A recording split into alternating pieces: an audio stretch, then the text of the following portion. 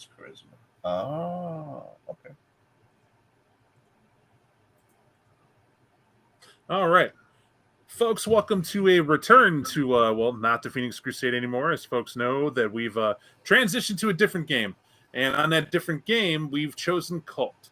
And we did do a sort of, we call it the fail cast, where we had a sort of people could hear not what we had going on. And then timetables didn't work to get it set up to do another recording just to do an intro. So we're going to do a little quick one here to give you an idea of what we're choosing to go through. But let's establish ground rules first. Number one, Kult Divinity Lost. There's a lot of people who throw out that there's everything under the book that could trigger you. That it could be everything bad is going to be in this game. You'll see worse, you'll hear worse. I like ratings too. What I will tell you is that this is rated R, right? Is what we're definitely going to put it at. This is not intended to be rated X, right? Or any other X after that, right? That's not what this is about. So you're safe there. I am a person that believes in fade to black in a lot of things, unless it's necessary. And what would necessary be? This game's going to get into deep emotional journey, psychological journey, in portraying fictitious people. I want you to enjoy the fact that we're not here to necessarily talk about things that are blowing up stuff with magic and super epic fights of nuclear capacity. It's not necessarily going to be what this is about. I say not necessarily. Players are crazy. You never know where it's going to go. But that's not the intention. What it is to intrigue you in the aspect of these tragic people stuck in the world of Kult. And stuck is maybe not the word. Kult believes that the world is an illusion. The real world as you believe it, we would all be sleepers. We can't see the actual world. For some reason, this is how reality sits. What the players represent is a moment in the lives of these characters where they start to see or be affected by, or for some reason have to deal with this illusion either bleeding through, calling to them, or coming from them directly based on actions they may or may not have taken. And so this is a lot drama mixed with psychological horror with actual horror, I would say, being a very good game. That's the simplistic version. There are some definite theatrical productions of what Kult is. I invite you to go to YouTube to see it, that have been put out, where they're going to be very in character, telling you the dark thing. I don't do that. Why I don't do that is because I need you to see me neutral. In a game where I'm going to mess with your head, and I'm going to mess with your heart, I need you to understand that I am the even keel. My job is to remind you that we are not playing a real game, and no one's taking it personal and should be to fun. So I deliberately try to avoid putting that, I would call it the Tales from the Dark Side effect, if you remember the old show, right? Mm-hmm. The Vincent Price, the dark side is always there, waiting for us to enter, waiting to enter us. Not necessary. I'm not unhinged. There's nothing wrong with me. That's, neither was wrong with Mr. Price. I'm just simply saying that was an effect for a show that worked. In this form of entertainment, I want you, the audience, to be comfortable with understanding we're good. We're normal people. That said, I'm trying to make normal people, as the game master, not be themselves, but be the characters they portray. And they have to feel and connect and all that stuff. That's we'll get to that. So understand the worldview in that capacity. DJ, looked like you had a question, or were you just... I'm good. Okay, good. Just checking. I saw you wondering. It sounded like the lips. I was reading it. But anyway, where we're at is that what we're going to do is we're going to just start briefly discussing. I'm going to let each player, because they've had a while with their character to see it and understand it a bit, give a brief synopsis of their occupation and the archetype they're playing, of course, with your name, so we can get used to that going forward. But once that's done, I will just help you guys. We can discussing the relationships as I discussed before. This game is heavily, like a lot of role-playing games now, realize the relationships of the players will affect the role-play during game that they have for each other based on what they encounter.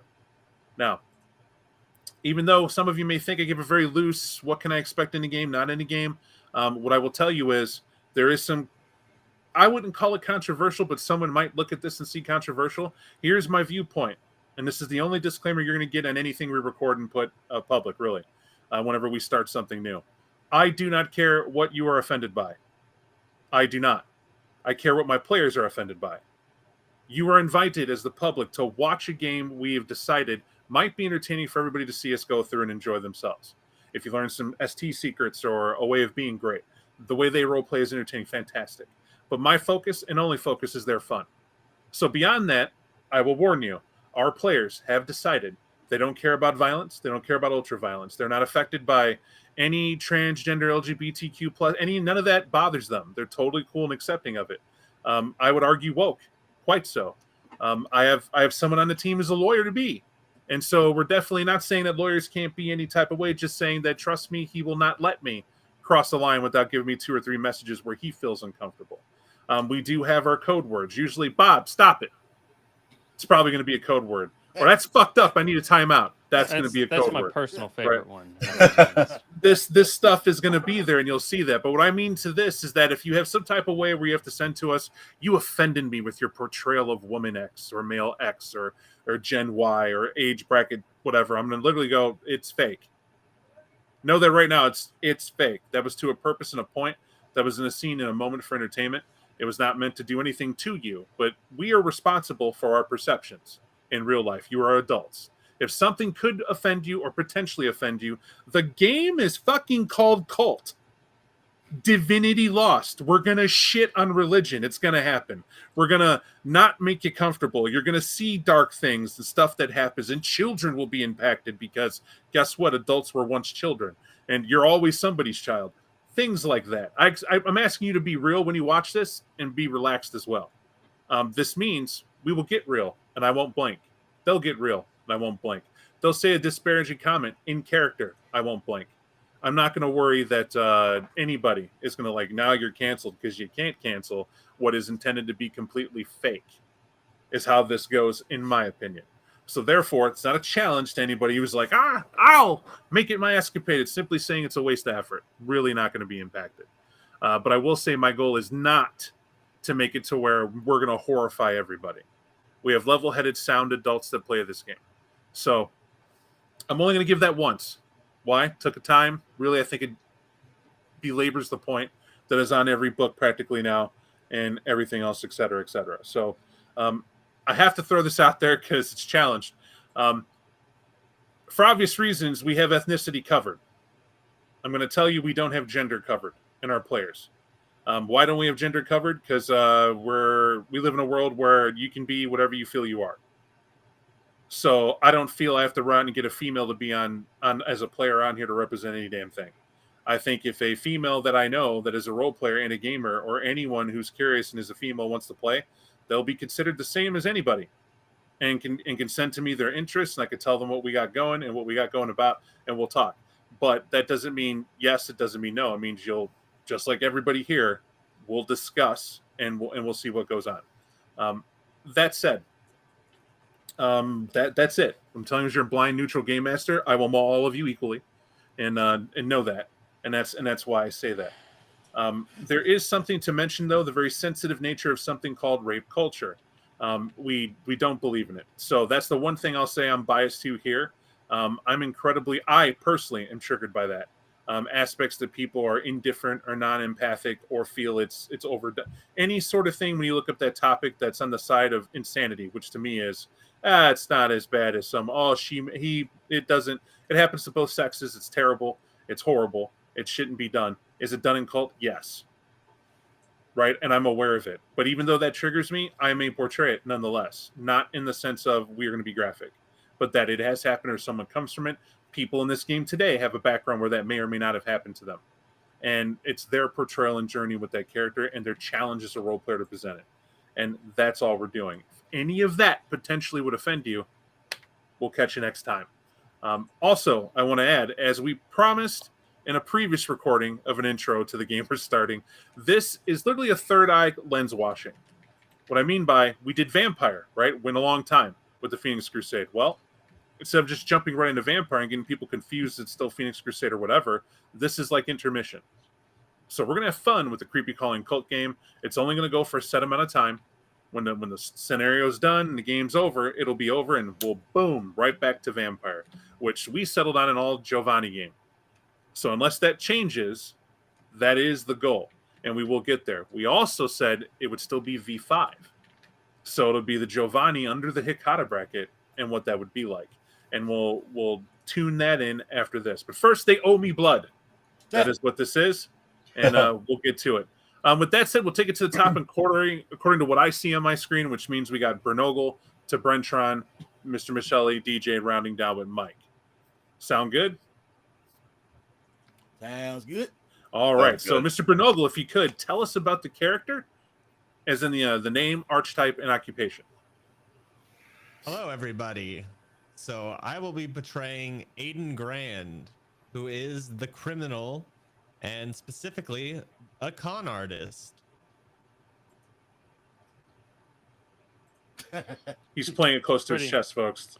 That's good. Pretty straightforward. Brennan. Hey, I am playing Agent. What did I name him? Agent Evan Creel. He is a Coast Guard Investigation Services agent sent down to this station we're at to investigate some pretty heinous crimes. And for those who don't know, I'll allow you because you picked the occupation. I thought it was very good. I myself had to research what it was. What is the CGIS? The CGIS is it's a law enforcement agency, really more like a task force inside the Coast Guard itself. So like back in the 80s, if any of y'all watched Narcos or read anything about the Medellin cartel, there used to be that Miami corridor. They were instrumental in like tracking down and like closing that. So they deal with a lot of crimes on the ocean, not just like drug trafficking, but also like murders, right? And so I thought this would be like perfect for a setting like this. They are law enforcement, and they're also like it's a branch of the military. Cool. What about you, Mr. Michelli? I am my character's name is Lewis Gardner. I'm playing the archetype the Avenger, and as occupation, I'll be a mechanical engineer. Now, what I will add for Mr. Michelli is that the Avenger in this clause is not Frank Castle. It's certainly a way. It's certainly the way you can play an Avenger, but Kult has a way of highlighting several different options for the player to choose an archetype or be pulled into it. And in this one, it is. I don't know. Would you agree that it is a rebellion that you're playing against your sort of social standing? That's reading the background of the character. I would agree with that. All right. We're going to see that. For folks who are drawn and felt that they were ignored, I would say you very much will be drawn to the Avenger, hopefully, as written. DJ, probably the most controversial, if you would. So my character's name is Shannon Carmichael. My apologies. I chose the name too, folks, and I made it that difficult. But his name is Shannon Carmichael. He plays, or rather, I play the role of the doll. His occupation is he is a corporate fixer. He has both seen and done interesting things to many people, but also has assisted them because every corporation, as we know, at least in our world of Kult, needs someone to help bring them back to base. And Shannon is very good at finding out what people need to get back to base or to get baser. And to explain a little more, Shannon is somebody who would be labeled as androgynous. But this is to his or her advantage based on how he or she currently feels. And what I mean by that, Shannon deeply feels attached to both genders, though was born as a male. That is not a feeling that is held or not switched back to. It's been both, his whole life, her whole life. Accordingly, is unnaturally beautiful. And what we mean by this is everyone knows these people. Right, for every guy that wants to say, I don't ever find a male attractive, I call you a dirty liar. Right? It's not true. You simply know you have seen there are blessed people that when you see them, you're like, man, that is a look, and you know it. And it's the same thing. And where you may not have been sexually drawn, let's just say we're not all governed by sex, despite what media wants to tell us. You were drawn to someone because something about them appeals to you. You want them, you covet them. And you want to be close to them, but we never discuss what that person might feel like. That's what I want you to focus on with the doll when it comes to it as written. And DJ very courageously has accepted this role, and we'll see how that plays out. Then we have Mr. Mike, the mighty Mike. Sometimes. Well, obviously, I'm Mike. I'm playing Jeffrey Porter. My archetype is the veteran. My occupation is private contractor. Jeff's a little old, not ancient, right? But old enough to recognize the creakiness, the stiffness, has some experience specifically in search and rescue. And he is the type of person who looks a little burned. Not physically, right? He doesn't have skin grafts or anything like that. But you look at him and you can see they've been sanded down some. To this angle, we're going to roll right into relationships. And the fun part is I gave everybody at least a person that is hardwired in that they feel some closeness from back in the day, as it said. Now, for everybody, I put in your background a lot. Small town Oklahoma is what you refer to your past as. You guys are now full adults on your career. The past is the past, except this is the one thing you all share. It has haunted you. There is an event that you took place in, and for some of you, it wasn't as serious, at least you believe, but yet it still clings to you. Now, by clinging to you, I'll leave you to roleplay how, and definitely you have a guiding principle as to how you might take it. But the importance is that you know each other. That's how it goes down. For Shannon, I have to draw you as the focal point. Shannon served as a aspiring storyteller in his day, and this is in high school. The relationship between Shannon and I'll just make this easy. The relationship between the doll and the Avenger is the fact that Shannon served to be somebody who was a guiding light, the one person who did not judge the Avenger in school, and that's where they made their connection, right? So he was the quiet kid, and Shannon deliberately, to get away from the attention, often stood on their own, and because of that, they bonded through comics. They bonded through stuff that interests you at that age. And I'll leave you guys to fill in those blanks, but definitely have leeway to see what that is. But the important thing is that Shannon always had an idea of a game they wanted to make. And so anyone can relate to this as a kid. You always had somebody who had an aspiring project that you knew about that were eternally working on it. For me, it was writing, still yet to finish. And for Shannon, it is Fade World is the name of it. And what a weird name and concept. Now, something that is very personal to the Avengers, the fact that they were suffering a bit themselves. They have a bit of schizophrenia that ran in the family and didn't want to announce it. Definitely was on meds for it, and it's controlled in high school. But to hear that Shannon suffered from crippling nightmares and choosing to vent it and making a work of fiction was very appealing. That we could somehow make a place where we feel we're in control, and we definitely can use it as a tool to separate reality and fiction. And that's where it was. Here's the problem. The Avenger could see what Shannon was doing, because Shannon's proclivities, by the way he was, definitely attracted an interesting crowd. Enter the criminal. The criminal is not always a criminal in that stance, but the archetype is there for a reason. And what it is that boredom was ever the function of why the criminal did what he did. He comes from an affluent family. I mean, affluent family. They were definitely well off. And it was known in school, except he didn't play to the role the school gave him. Folks want to be valedictorian and parents to get a donation and life to be paved and easy. The criminal never adapted to it. He was more like the class clown, more often than not, but not the way you think. He would make fun of adults because it got attention. He liked attention where other people avoided it. He's the kid that brought a knife to school because it dared people to get him expelled, but he wouldn't dare be expelled because of his family in this small town and what they meant. And he did it on purpose, but it was always for shock value, not because he was disturbed or anything else. It's because he just didn't fit in. And he didn't fit in because how can he relate? You can't relate to normal people when you wake up with household servants.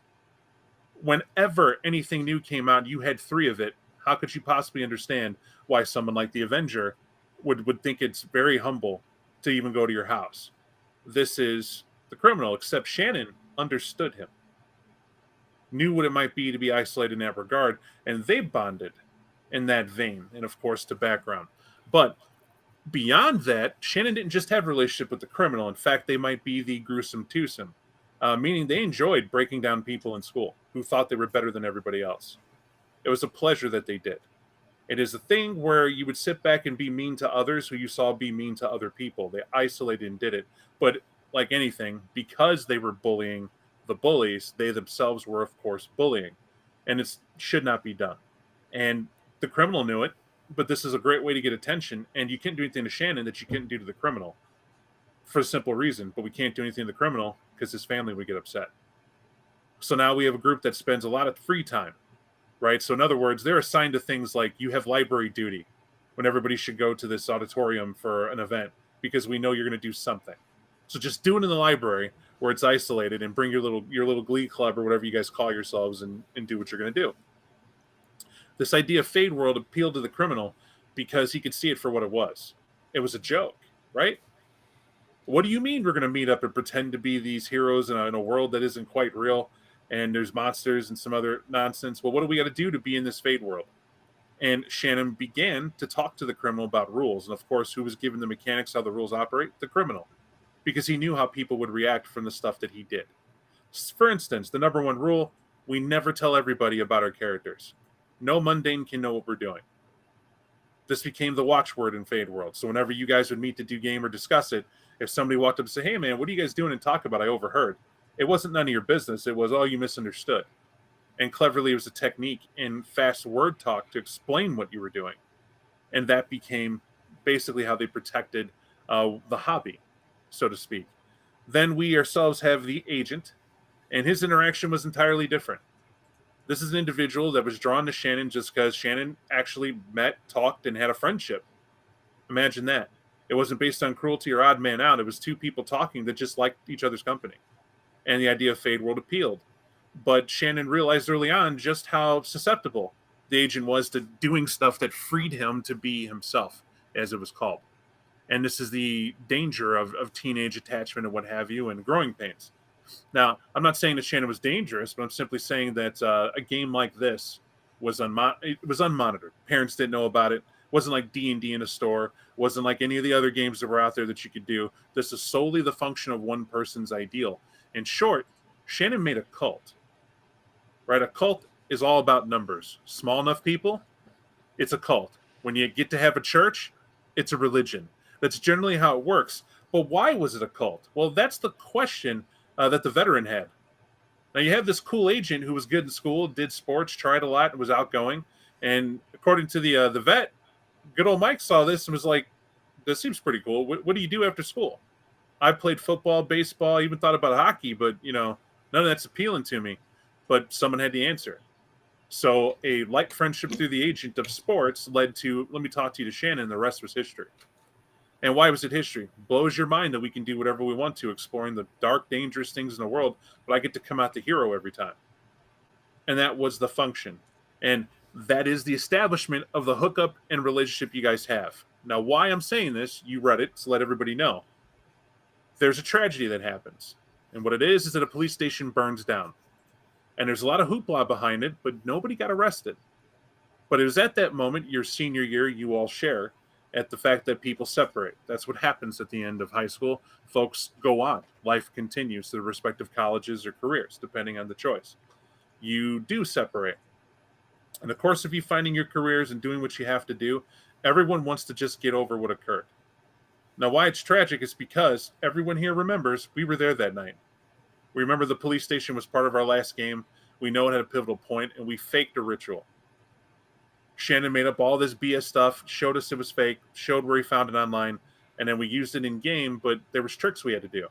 For instance, everybody had to write certain sigils in certain spots on the outside of the police station and not get caught. There was a standing rule, if anybody got caught by a cop doing something, you had to eat the rap, whatever it was. And we knew it would be community service because Shannon read the rules. Convinced you that that's all they could do. You can climb in the building, you can go look in the building and do whatever knuckleheaded thing you do, but if you break it, your parents buy it, if not you. And if it's too bad, it's like probation at best. And you'll be cleaning up the highway for a stretch of time. And that's about it.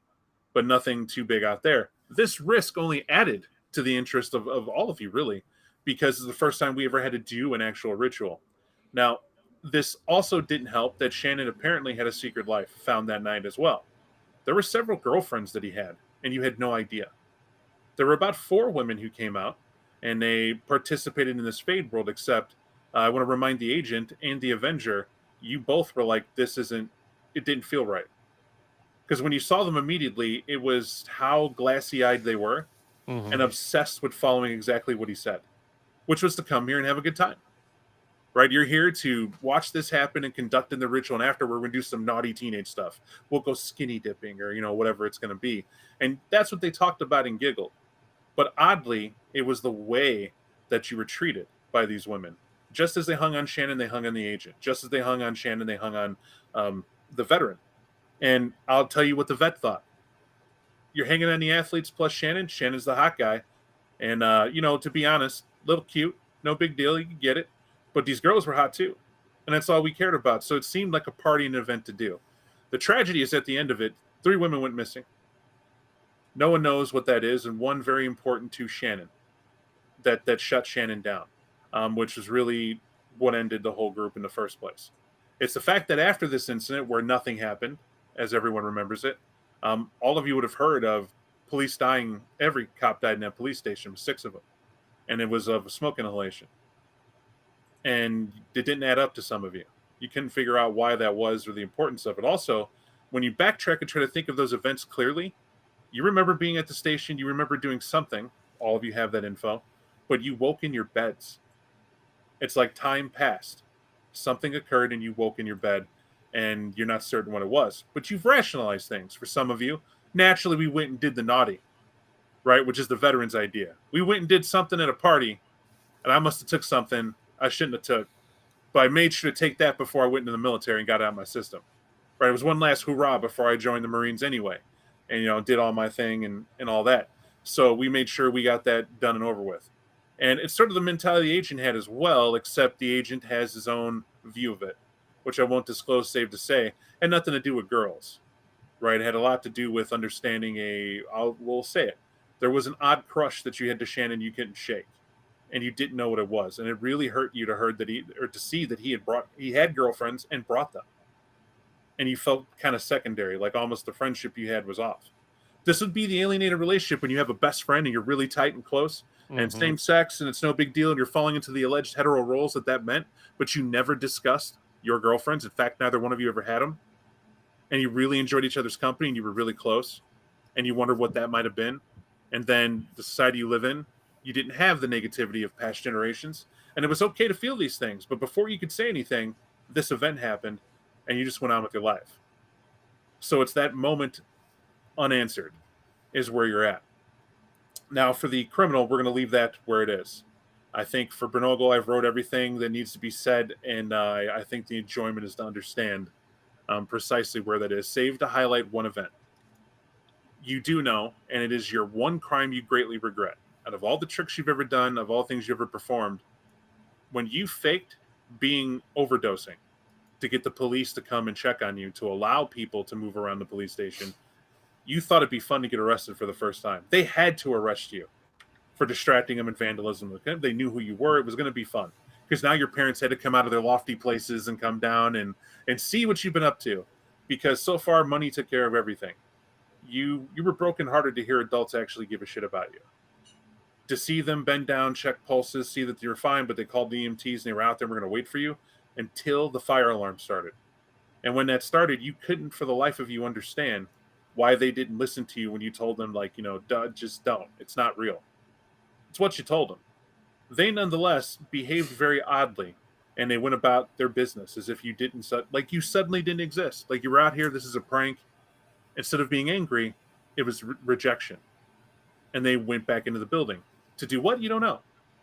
And from there on, you and the doll very much know what occurred. Now, why this is relevant to the now? Years passed. You guys start your careers and life has been very well. For the criminal, unfortunately, it's been a little too well. It seems like everything you try, it never ends up being bad. This is why you are what you are. You can get away with it. You realize law is stupid. If they don't catch you red-handed, they have to let you go. And even if they do catch you on suspicion, your hot lawyer team just destroys anything they can come up with. It's like Cochran was a chump by comparison. Had no idea. Right? You just, in the palm of your hand, they just show up a corporate team and done, and it's out. And you can't lose for winning. Now, what this did was made you, of course, look into illegal operations. And you've become a name that could do whatever you want, except you can't quite shake a fact that this is public to everybody. His parents died, and it was considered no big deal. It wasn't aired in anything. Parents do pass away, and their kids take over. He inherited a fortune. The problem is, none of you really knew just how wealthy he was. Wealthy enough to be thrown up there as being like the equivalent of Bruce Wayne. You have Bruce Wayne living in your neighborhood and this asshole, and he is considered a jerk. That's because this tabloid, the Texas Tattler came out with this alleged heir's fortune, and the fact that he isn't doing anything to contribute to society was the sole reason that they were all about him, despite the fact there are corporate funding set aside for him to do donations every year to charity X, and he doesn't care. It's ultimately that whatever this guy's been up to, why is he untouchable? And they want answers. And so the Tattler said they didn't outright accuse him of committing murder on his parents, but they did point out that his parents were a little too young to die and the mysterious circumstances in which they died. Now, they created these mysterious circumstances, so much so as to say that the mother might have killed herself instead of passing of natural causes, but the way it was done. And the problem is the Tattler did their homework. When they went to check out how did so-and-so die, the coroner wrote off the time, like, this is how they died and why, and sped it through because that was the recommendation that he received from the police, that it was over and out. And so they just did their due diligence.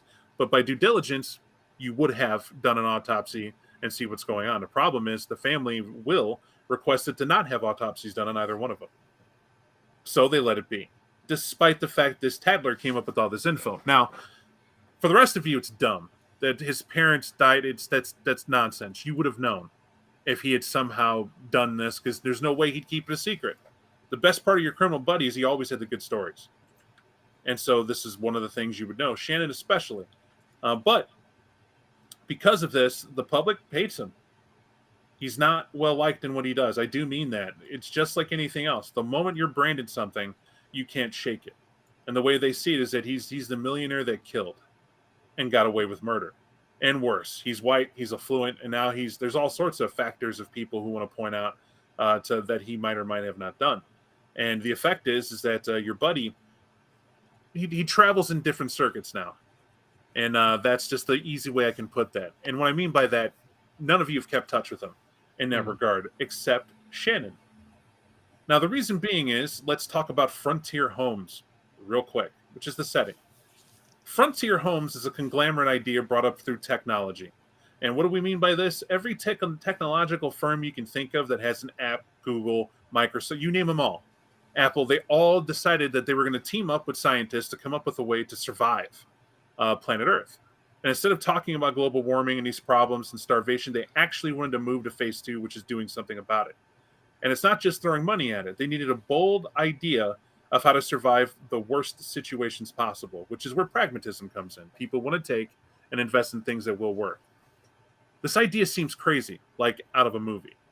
But what I will let you know is that when they contacted you, Shannon, they needed a fixer. This is somebody they needed to work with, the Bill and Melinda Gates Foundation.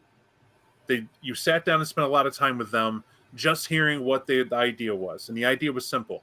They wanted somewhere where you could take the homeless, take them somewhere, all volunteer. And those that volunteer, they receive opportunities to better their life and receive the health needs and the home and all that they need to survive. However, they joined the project for Frontier Homes. And what Frontier Homes did was built a facility in an inhospitable climate that humans can't live in naturally. And they chose the ocean. And everybody knew what this is for, because SpaceX is also a part of it. Of course, you wouldn't escape them. And SpaceX joined because it's, well, if we can live underwater in extreme pressure and down below, then we can live in space. And we can figure out methods to do that. And that's the understanding and working on that. It's a fantastic project. It's an interesting idea. It is definitely bold. And shockingly, government signed off on it as an absolute necessity. Here's why. We are modern. But again, this is Kult World. And in Kult World, the COVID-19 is done. It happened. We all received our shot and it's over, except we now have monkeypox. And monkeypox isn't the only thing. It seems the vaccinations we all received from COVID-19 only revealed that Mother Nature's trying to kill us. It's that simple. The animals are evolving to the fact that they're becoming extinct due to the fact there's too many of us on the planet. That's been a problem. Food and resources is a problem as well. And we have to do all these things, not later, not one at a time. We have to do it now, or there is not a future generation. That is the idea of Frontier Homes. The effects of the weather. You don't have summer. You have melting shit in your car without a sunscreen protector summer. And we're talking things like your dashboard can suffer damage from the sun warping in if you're not in the right shade. We're talking that we have a lot of farmland, not a whole lot of trees, because we need to feed a lot of people. Well, this also causes oxygen, et cetera, et cetera. And dealing with this can't be just some funky EU city that cares about it. everybody has to care about it. Is how it works. Now, when it comes to these elements, everybody is trying to figure out their place in it. Now, understand that when they all get together, there are villains that team up with this, that people just don't believe it. I don't want you to make the assumption everyone, oh, if Bill Gates is there, it's got to be good. Quite the opposite. Satya Nadella is a name thrown as the CEO from Microsoft that said, absolutely, Microsoft's on board, but they have stipulations. And of course, those were met. Why I mention this at all is because, Shannon, you were a key element in sitting down with the great guru Satya Nadella and telling him what he needed to hear about what your plans and intents were. And really, you don't recall what you told him. I really have to paint a picture of the type of person you are, Shannon. He came to you, here's my concerns, here's my legal team. And the legal team looked at you and went, sounds great. And Satya was like, well, we'll try it. Well, it never said yes, didn't say no, but we reserve the right to pull out when things are going bad. That was the number one. The PR team did the rest. Now, the PR team you partly sit with, you know the lady, just forget her name at the moment. Let's just say that a facility this bold, somebody was already working on it. And the answer is yes. Turns out that the United States Navy already had an underwater facility. They already had it off the not too far away from Japan, as they said it. And it teamed up with a science facility already. They jokingly renamed it the McMurdo Station, and it's down below. It's right by the Marianas Trench. That's where it's done. Now, they said because of space and pressure and atmospheric conditions, they were working on different vehicles, metals, and whatnot to do the same thing, but that was their focus. But they didn't have the technology, right? You can understand that Microsoft, Apple, Google, and everybody would charge a mint to say, you want us to do what, and focus our tech to do what, and our software to do what again? Well, then we want our piece of the pie. This changed, and it changed dramatically when they had to work to get together. And a lot of credit is heaped up on their PR team, but really the backbone function is simple greed. We can get behind that. The moment everybody heard that any amount of money in history that's ever been made is because it's been to forward mankind. Anything you ever heard of, that's the reason. This is what Frontier Homes is, and they call it Frontier Homes. And the insidiousness is that now, across the world, homeless have a choice. You can remain homeless and not eat and not get help, or join a facility where you receive an education and a means to support yourself by supporting your fellow man, with the goal that whatever you learn to do, eventually we will make habitable you'll make habitats you couldn't live in before. We'll figure out a means to now make it to where you can live there. And guess who gets to live there? Those who have already gone through the Frontier Homes program. This takes a very bold team, a very good vision, and professionals of all kinds willing to maverick it. And by maverick it, there's going to be techniques just going to bend the law quite a bit to be able to do it.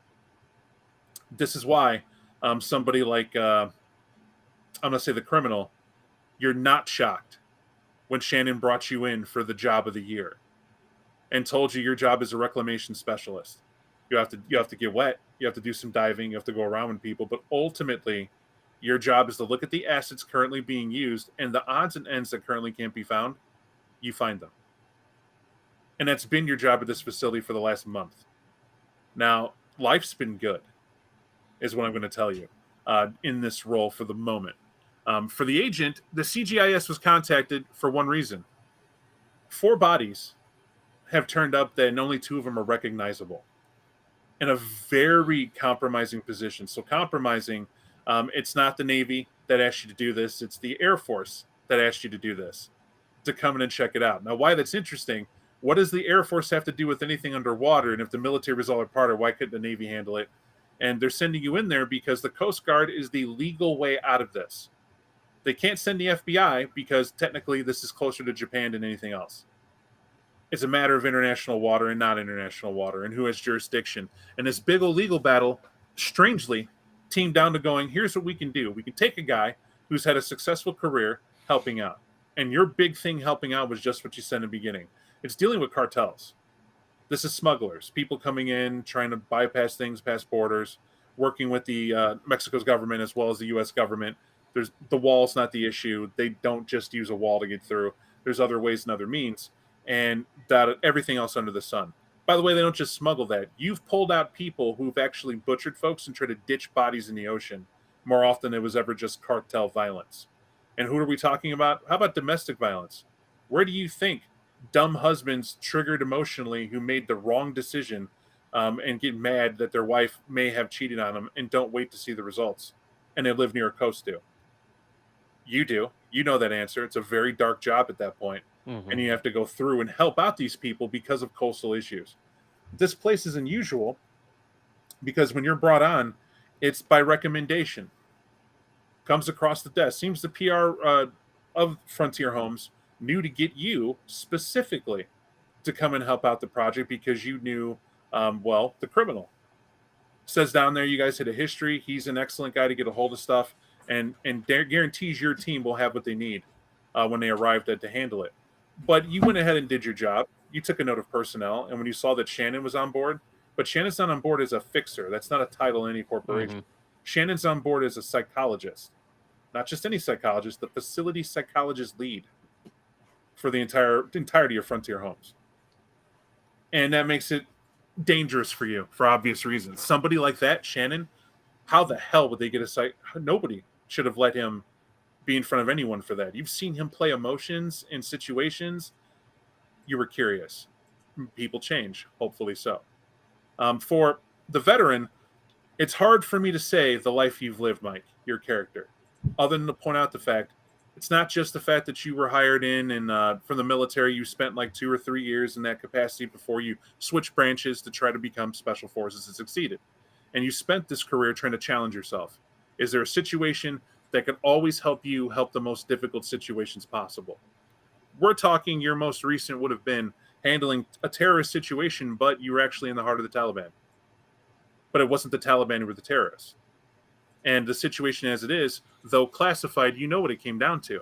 It was that there was somebody there who had Western beliefs raised in the West, had a plan to somehow make money out of a situation of making the Taliban profitable. Wasn't to religious extremism at all. But their plan was pitched chaotically, meaning they were using children to be living bombs, all in the name of Allah. This got you to get real close to the community, Muslim faith, to understand what it is. You even picked up the language, and you understood these families have deep connections to their land and are definitely resistant to technology because it's a tool they believe will control what they have going on, despite the fact it only enables those who are fanatics to lead to continue to do so. Now, your involvement in it is no less than you having to take down this, well, it was a mom. We'll call it what it is. You still, to this day, don't know what the circumstance was, but you convinced her not to go through with her plan. And her plan, you knew part of it. She had 30 kids who went missing and went AWOL. This happened back during the war. And this would be the famous oil war where Bush said, have at it. And these kids that were missing was described the school was destroyed so nobody went looking for them. What you found in your team uncovered was you found every single one of these kids had grown up. And they went to different parts of the world. And their mindset didn't change. They still believed in her principles, still spoke perfect English, and definitely were part of the Islam faith and community, Muslim community. The problem is that they also joined Catholic churches, and they also blended in, and you got where this was going. They had plans, deep plans, to take out important people inside of the Catholic faith itself and on American soil, but nothing more telling than the end plan was to get a senator. That was 2 of them, and they were very close to do it. Thankfully, you can convince her not to go through with her plan. And how you did it was you showed her school shootings. As simple as that. Her belief was that Americans needed something to wake them up. And what you showed her was that it's worse than that. It's not just wake up, it's look what we're doing. And you told her that basically using the principles she learned in the Quran, you flipped them back. Not because you were faithful, but because you and an imam sat down and explained to her what was going on once you thought it was her. Now, she's alive. You didn't arrest her. You left her off your report. That's a good thing. Why it's a good thing is because she gave up everybody and she stayed to help the community. This does change minds. And you have one person who changed from fanatic who thought they had no way out. You gave them a way out. To your superiors, they definitely benched you. And you were benched for, honestly, here's the reasoning. She was a weapon once, she could do so again. And she got that whole organization in close, and you did what again? And you didn't tell us why? You did the right thing, but at the same time, it didn't go with our plans. Whatever it is. And it gave you a different viewpoint of the military. Their agenda is not necessarily for the good of all. And you were happy to do it because this allowed you to go private sec. Part of one of your first big contracts in private sec, you heard about Frontier Homes. They said, you're the right guy we need for the job. You're somebody who can handle a situation, dig through the minutia, get to the heart of it, solve it correctly, be heralded for it, and we're going to pay you a 6-figure salary. And it's that simple. And can you start today? And for you, your only curiosity was, why me? There are tons of other people. Don't you have that Jocko guy running around doing something? Isn't there are other teams of super people that can come down here and watch people get wet underwater? And all the jokes in the world. And what it came down to was like, yeah, we could, except we happen to know that we have someone who you come highly recommended by. And here's a stellar report. And when you saw his name, I won't say you were chilled, but you were really curious how this guy got to be where he was. In fact, more than curious. And so you got quiet, said, I'm going to go with it. However, the transport you get stuck on is with the agent. Good old CGIS coming through with a team. And CGIS was the one who's actually paying the check when you look at it close enough. And a simple solution is that the agent can't be compromised. They can't have somebody getting in his way and doing his investigation, but also they need somebody who knows that it's going to be dangerous. You're going into a place where somebody has committed multiple murders, and we don't know who it is. And it's a PR scandal, which is why they're going deep in who they want to handle it. So you're more than just muscle. There's something going on here, and there's some dangers here that they don't know. And so for you and the agent, you guys answered to the CGIS. That's exactly who set this up, and the fact that you're going to be there. The problem is what the recommendation you both share.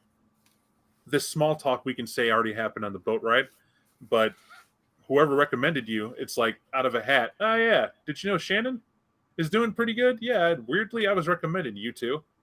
It happens just like that. And immediately you both think back to that night, how Shannon got a lot of people to do a lot of things. From a man, the engineer. The Avenger, this is rough. Frontier Homes was something you were there from, I won't say the ground up, but when you heard about it, you got involved with it because you wanted to do some good with your life. It was a good way to stand out. Also, it was isolated. Being at boat, like you could talk about when it was just ocean, and they had all the ideas to put the platforms down and the suspension and yada, yada, yada. A lot of welding and a lot of work that have to be there. There's countless hours, years in a project. And you spent 6 of those years building on this project. So you know a lot about the facility structure, integrity of the whole nine. You were floored when they decided to keep you on and make you part of the internal. So what I mean by that, you somehow are the guy ascribed to every time there's a groan and they don't know what the noise is. You have to go check it out and reassure facilities it's nothing. So this does give you a lot of hours where you're on duty, and you obviously don't get much sleep in that regard, which is great for your condition. Right, exactly. It's also a problem, the fact that Shannon's now doing to you what Shannon didn't do in school. You would think seeing a friend here, you'd be able to talk and say hi or whatever. You've said hi, and Shannon's acted like he had no idea who you were. It's happened on more than one occasion. It must be the hat. Maybe it's the fact that you don't have a belly anymore, and you're fit by work, not by anything else. You don't know, and it's just the way it is. The other half is, for some reason, you've been getting bonus money. Now, you consider it hazard pay. I mean, that's what it says. But nobody gets a bonus $5,000 in hazard pay for sitting on their ass in a facility that's a $1 billion project. Like billions, right? You know how much it took to build this place. And people be paying on this for a hot minute. You also know the tech that's in here. Very interesting time. But the whole reason why you're here at all is because as a team, you guys are being pulled together. And lo and behold, you have to report to Shannon immediately when you arrive. There is a point to that. The friendship is there, but you can tell the pull that Shannon has at this structure. Just want to let you know that's what this is. All this is to give you an opening scene. And the opening scene to start is just you guys going to be in an office, a very sophisticated office, where Shannon more or less is sitting back, has tea, a whole entire tea tray, a Japanese motif. About the only guy in the facility wearing a kimono. And I want to point out how odd this is. CGIS comes in pro. We got our gear. We got our guys. Accompanying the agent is another 3 guys who can't be in this room because they got to go over to the facility and do due diligence. They got to check with computer sciences. They got to check with the med bay, all that. And they're going out to get you your intel, the boring stuff. But you're the one with the tag. You got to meet the big boss. And being a liaison that you are, we obviously got to have our veteran there to back you up because that's what's there. And Shannon, this is all going according to plan. As was said, you know exactly what happened. And here's the particulars for you. There are people who you will explain in your due time, because you read that info already, who have grown very attached to you. And for some reason, they made choices. Now, of those choices, you were late to the meeting, is what we're going to say. And that's how Shannon put it down in paper, right? We had a meeting. 5 of us were supposed to meet in a room and discuss things. We're going to have dinner, a little bit of drinks, this new project rolling forward, blah, blah, blah. And we were just supposed to meet for a couple hours and go about our way. You were late. Now, why you were late, Shannon, is because it's a bold lie. You weren't late. It's that once the festivities went underway, you do what you tend to do. You took the watching position. The moment a gentleman by the name of Mr. Lockheed decided that he was not going to keep his attention on you anymore, you left. He got very, very brutal with his partner of choice in that meeting, and you decided that this would be the time to go for a walk. It is a methodology that you've used many times. There is something wrong with him. You've been helping him, trying to figure it out, and you let it go. It was an innocent walk. And all hands, you could say you weren't responsible for this, except that's not what it's going to look like. And you know for a fact you saw the footage. They see you leaving, and then they see you coming back. And when you came back, it was you breaking down in tears and calling the authorities. This has led to an investigation. Now, accompanying this room is a very young woman, and by young, let's just call her a go-getter. I think that's probably a better terminology. She's goes by the name of Dr. Devora Tillingist, and she's the head of public relations. Now, she's very determined, and Shannon, you detest her. You detest her because she does not buy into your bullshit. Never. She's an individual who at all times has always told you what to do and not to do because that's your job. And you've entertained it for a while. But you know what's fun about being a psychologist underwater? People got issues. They need help. They can't always surface to see it done. And for you, that's been a power. To her, it shouldn't be. The fact that people have to talk to a therapist is fine. She's not anti-therapy. She's caught you looking at her. She doesn't like the way you word things. And let's remember, Shannon, you are the person when you talk to someone, it's never professional. You talk to them the way you think they want to be talked to. And you know her resistance is an act. You never spent longer than 20 minutes alone with her, and she refuses to meet with you. So you get what this is. She's incredibly attracted to you. At least that's your mindset. And you're actually happy that this game is afoot, because for you, it gives you more time to sit if the circumstances were different. Now, in the opening scene, gentlemen, as you all arrive here, the simple fact is Shannon's sitting, we're all about to have tea, some more comfortable than others. It's with a pile of photos and a folder. And Shannon, of course, you are the one to deal those out. The situation is no less that you're supposed to be briefed for CGIS of what's going on. Facilities, this would be the Avenger, you're here to help. Escort people if they want to go around, etc., etc. And that's as Shannon chose to suddenly notice you. And gives you the feeling that maybe you didn't have a purpose till Shannon said so, and maybe disappointingly, you just feel happy to be remembered. And that's how this goes. For the criminal, this is more than funny. Because this is boring up until now, right? You've been at the facility doing your thing, sure, it's been fun, but to hear a multiple murder happen overnight, and then they're pulling in who? It's not even the feds. Who's coming in? The Coast Guard. What's the Coast Guard doing here is the exact feel. And they walk in like, it's Baywatch. Handsome guys, built, we're here to handle the thing, and let's have a meeting. And you can't stop laughing because Shannon, is on at least 2 or 3 Quaaludes that you've given him, just hanging out, having a blast. And you'll turn down the music when they walk in because that's it. Now, as the image detects, this whole facility is state-of-the-art and is very fancy. You have full control of lighting and everything else. Now, remind the players that Kult is set up that once I give this intro and the setting, this is really for the people watching to understand why you're in the room. You guys have photos, and we're already given a lot of this. So thank you for bearing with it. I won't do an intro like this again. I hate them.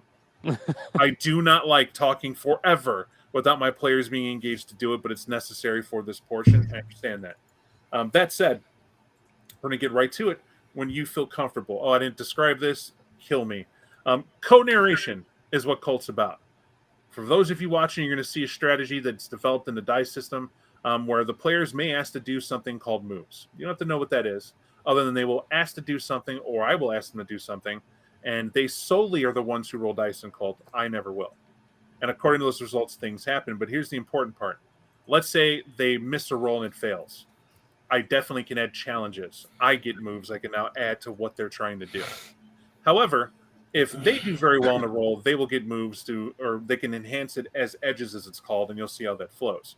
But because of their edges, they get to co-narrate. What this means is I will be thrown for a loop because I have no choice, and what they say happens based within the boundaries of what those edges give them. And it's definitely already directed.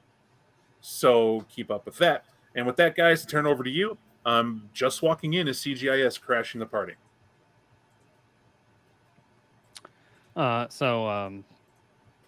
Evan Creel comes in and he's wearing like the dress shirt, the tie, and the dress pants, like what you would expect, like if you watched any FBI show, right? Except he doesn't have like the dress jacket on. He has like one of those like rain jackets, but across the back it says Coast Guard Federal Agent Police under it. And he comes in as the tea. Yeah, he'll just grab a cup of tea if it's there, or coffee if you have it. Yeah, I suppose Jeff won't be too far on his heels. Dressed oddly, right? You know, at that look where all of your clothes look like you're going hunting, but none of them have labels. And he will retrieve tea as well as his room searches, or as his eyes search the room for food as opposed to beverages. It's up to you, Shannon, if you were to provide the accoutrement of food. He'll have the tray of nice little kuchushi just laying around. But he's more surprised as he actually takes a look over at Evan reaching for his tea. And there afterwards seeing Jeffrey come in, raising an eyebrow and holding on to his cup. And be like, I didn't know you'd be the one to serve yourselves. Oh, hi, by the way. It's been some time. How are you? All things considered, doing all right. Just a little surprised the last couple of days. Hearing about what is it, Frontier Horizon, Frontier Home, That's the one. and then finding out you're here. That everyone is here. I don't know what you mean. Aiden's just like sitting in the corner, just kind of like taking it all in, watching the Coast Guard come in and just like shaking his head, and he just says, "See, they brought in the big guns." Nah. This is the easy stuff. The easy stuff. The easy stuff. Oh, right. Jinx!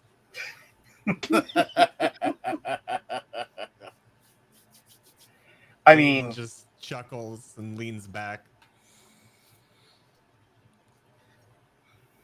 He'll take a seat at his desk, in his kimono, and he'll lean back with his tea in hand. He's like, I'm sure you probably have questions to ask, and I may or may not want to answer them, so please feel free to ask anything while I still have.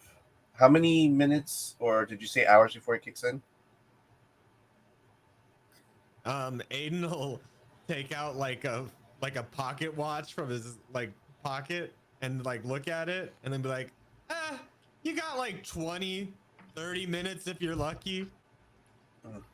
You always see Doctor telling us just grab the bridge of her nose, like she said, had a long day. And hearing that comment, she's I just want to let you know that I wasn't aware that you were under.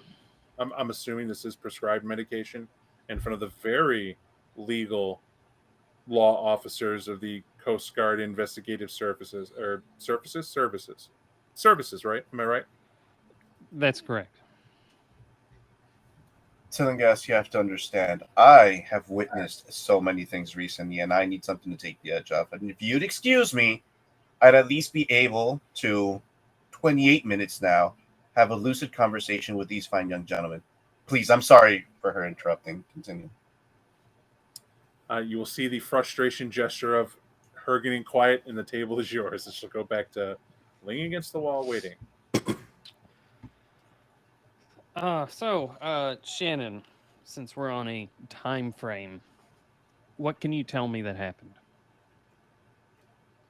I went to a meeting. I was late.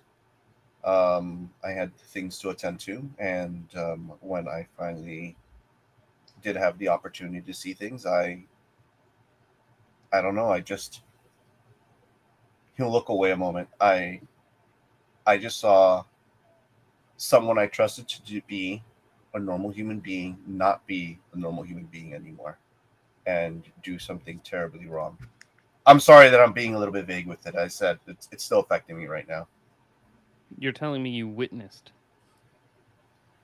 the murders happen? I wouldn't exactly call it witnessed as much as it is I might have caught a glimpse from it. It's a little bit blurry right now, darling. Give me a read a person move if you don't mind there, Brennan. Yes. Let me make sure that I have my whatever it is. Oh, that's good. There we go.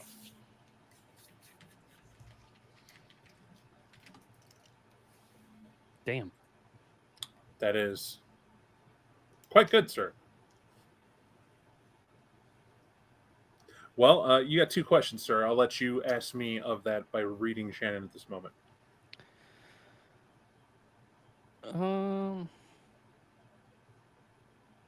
How could I get you to tell me exactly what you saw? And is he lying about anything he just said? Get you to exactly what... Okay. Lying about what he said, yes. You get that. Mm-hmm. However, to get why he might be lying, it's got to be because you just heard a lady almost try to get him in trouble for being on Quaaludes. You can see it easy as day. She's in the Okay. room. It'll be a different conversation if you were alone with your old friend, possibly. I got it. I'll turn to Dr. Tillingast. Dr. Tillingast, Shannon is well, previous conversation what he said, right? But can we get something like some coffee for him, some blankets? He did witness something and he is not processing it well. Can we get something more than just tea to get him a little bit more comfortable? I think he'll open up more, and apparently time is of the essence. Absolutely, not a problem at all. You'll see her go over to the intercom on the wall and hang down a button. Can we get coffee and croissants for everybody in the room immediately? Thank you. And she'll let go. You will hear the obligatory response from someone on the other end that yes, it's coming. It's not at all what I wanted her to do, but I should have seen that coming.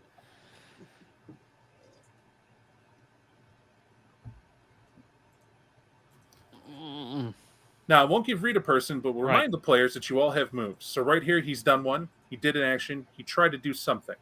Maybe for the exception of Shannon, who's like, there's already food here. Why? And then maybe you could care to figure it out. It's up to you. I'm really looking at the vet, Mike. If you wanted to back this up, how might you do that if you want to at all?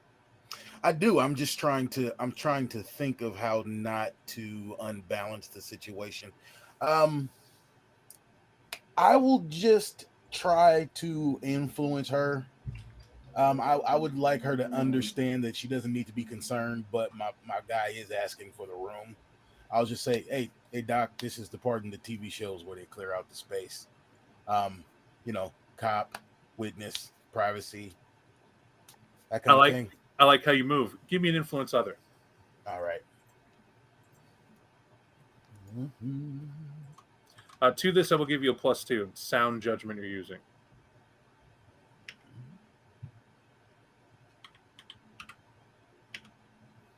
Hope I'm doing this correctly.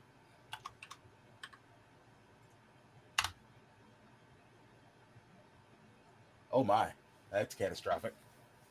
So what you're not expecting is when you tell her all that, she immediately goes, right, so absolutely. It was your team that requested I be on hand out of my busy day to make sure you knew where to go and how to go. Now, my attendants are, of course, escorting your other team members around in parts of the facility. So what I'm going to do now is I will leave because I do think it's odd you would ask for coffee for any situation here.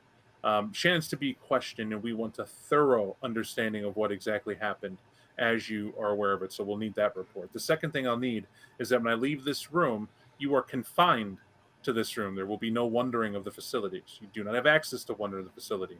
Nobody will assist you in the wandering of this facility. And if you understand that, then yes, I can leave you alone in this room with Shannon.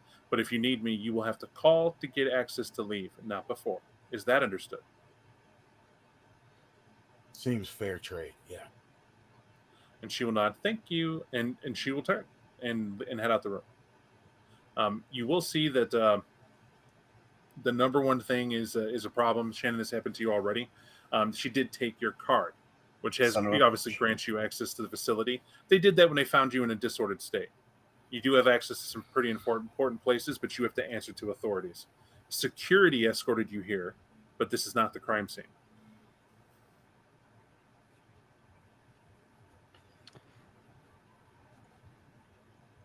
He'll As lean she back leaves- against his chair. Go ahead, sir.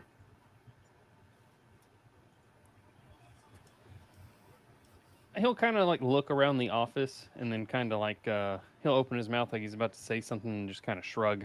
All right, we have some privacy for a while, Shannon. What really happened? Some guy got jealous, and he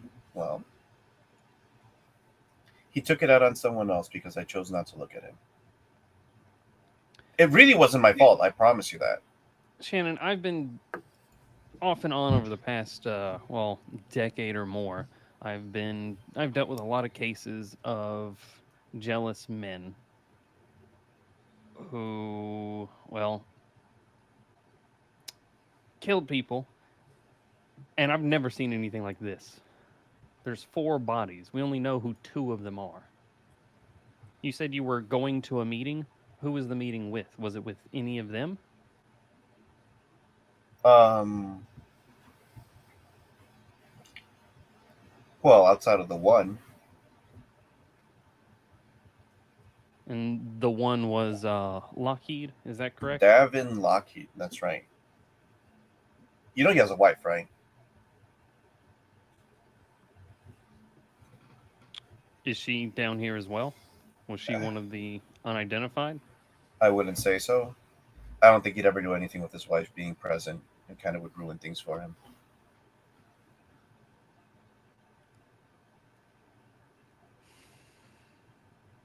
Aiden will like suddenly like speak up, like kind of drifting in and out for a moment, like, and he'd be like, "Yo, is Shannon in trouble?" Sounds like it. I didn't do Shannon, anything. I got. No, I know, dude. I know you didn't do anything. I got your back. Trust me. If anybody comes after you, I got the hammer. Bernoggle, what is your character's name? Aiden.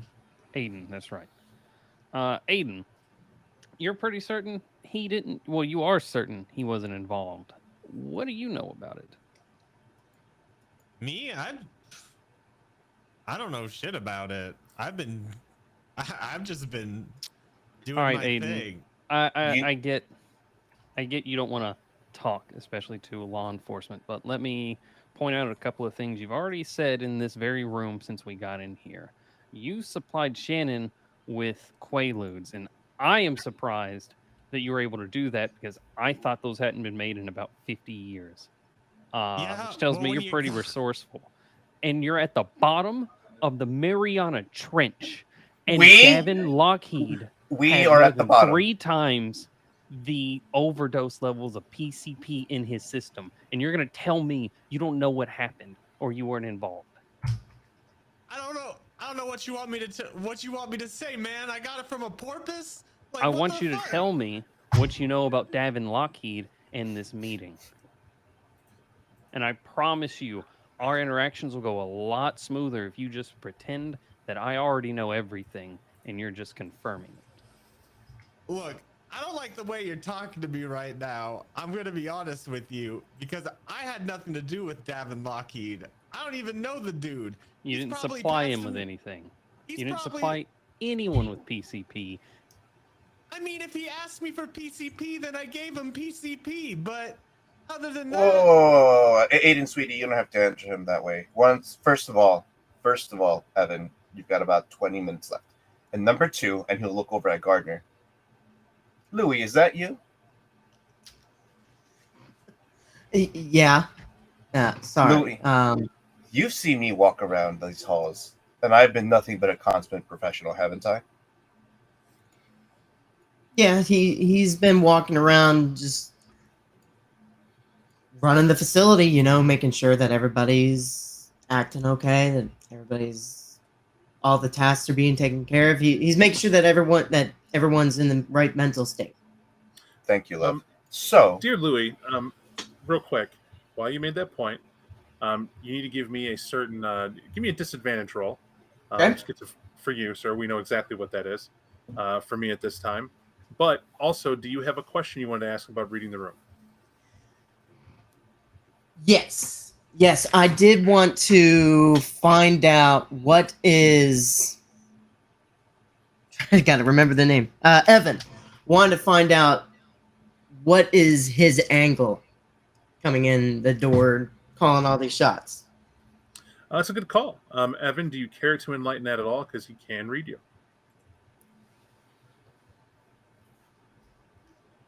I'm sorry. I had to check something real quick about audio levels. Can you repeat that one more time? Absolutely. I got you. Basically, what is your angle is what he wants to know. You coming in the room, saying what you're saying. What are you after in this room? I want to know. I want to know about their involvement in this. When I say theirs, I mean Shannon, and he just told me his name, Aiden. Aiden is his name. Because I think Aiden. I think they know more than they're telling me. Okay, and then the roll for me, please, and continue, DJ. All right. So, I think we've been able to establish that I have a great character to begin with. And number two, as it is exactly as I told you, I know a couple of things because obviously I have conversations with these people. But more importantly, whereas I will not really betray the patient-doctor relationship I have with them, I will say that Davin Lockheed has his own proclivities, or had, rather. I would be more concerned with what happened in that room than it would with me, because I am here in a fucking kimono drinking my tea because I'm scared shitless about what happened, Evan. Jeffrey, really, could you talk to your friend here about this? It's almost like he forgot who I was. Yeah, sure. Give me a sec. Evan, it would seem that Shannon could not possibly have been our murderer because they have not suffered any of the signs of combat other than extreme stress. And so I'm assuming that there's someone who's still living that he's trying to protect, I guess. Oh,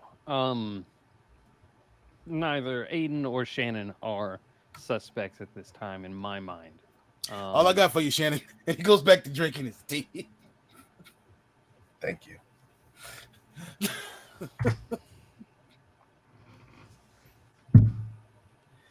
I do have a question, though, and it's one that caught me off guard. 15 more minutes, gentlemen, if I could remember. He'll smile at Aiden.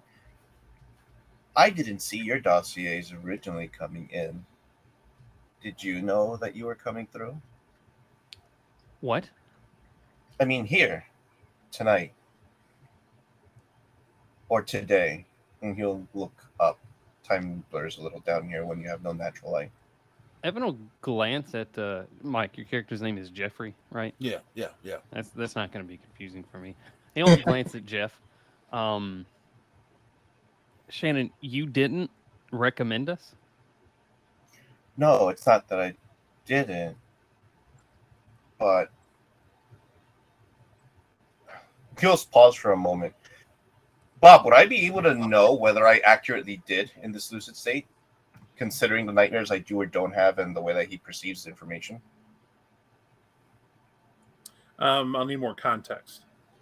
So he knows that they're here now, but I can't tell if Shannon would know whether or not he willingly summoned for them to be the ones to be here.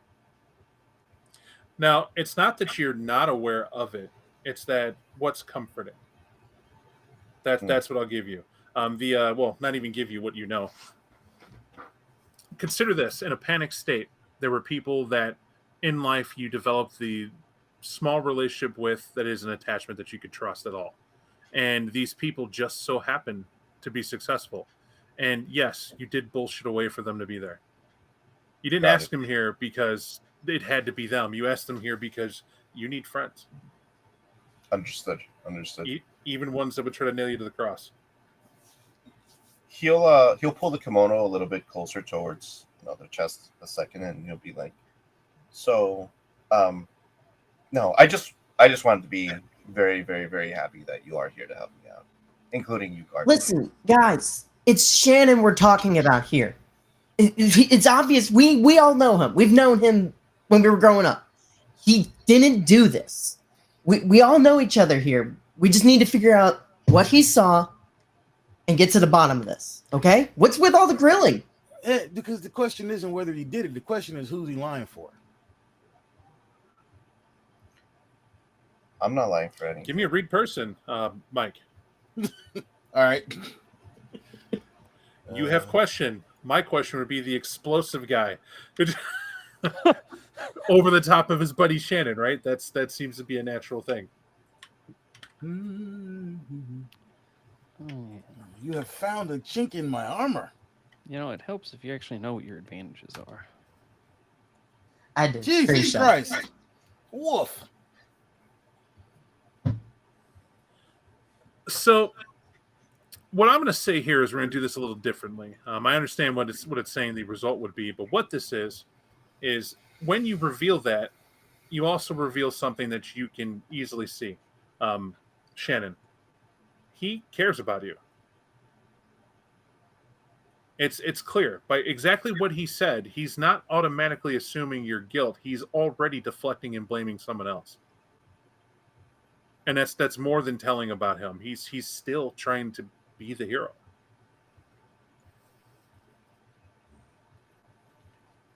I mean, yeah. I have no modifications to that assessment. But I would continue. I'd say, I feel like, well, I'm here from the ends of the earth. I don't know exactly what all the rest of you have been up to. But all of us in the same room after all this time and with the different things that we do, seems like our friend Shannon needs backup. And then I'll turn to look at Shannon and I'll say, the truth, at least as you understand it, would be useful anytime, my guy. The truth is, as I told you, We're here to help. I was supposed to go to a meeting, and I was late to this meeting. I was late. I was late because... Okay, I'll give you this much.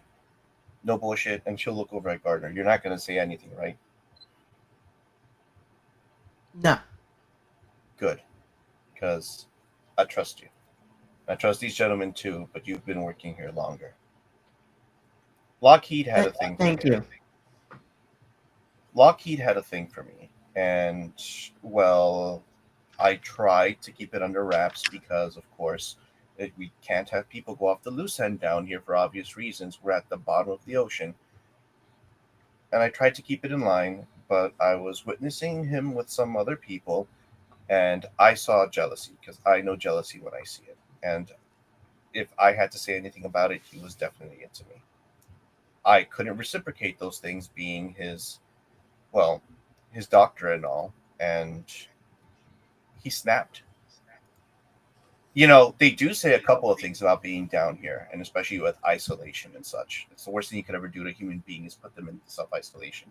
I think being down here, especially far away from his family and seeing myself, and I'm not going to lie, I was probably the closest thing he had to a family. He spoke to me quite often. He let loose, and he may have gotten the wrong interpretation about what he felt for me. And he fucking snapped. And he did brutal things. And I left for a moment because, I'm not going to lie, I was pretty fucked up. And I came back to witness it, and here we are. And is our good doctor trying to get your job or something?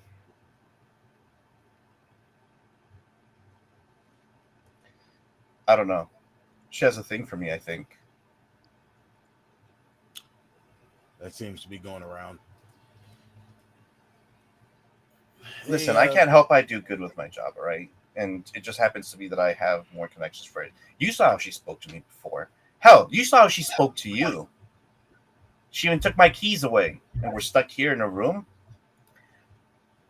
It's just I'm on edge. Bernogle, if you can, I'm gonna need a keep it together roll. Can do.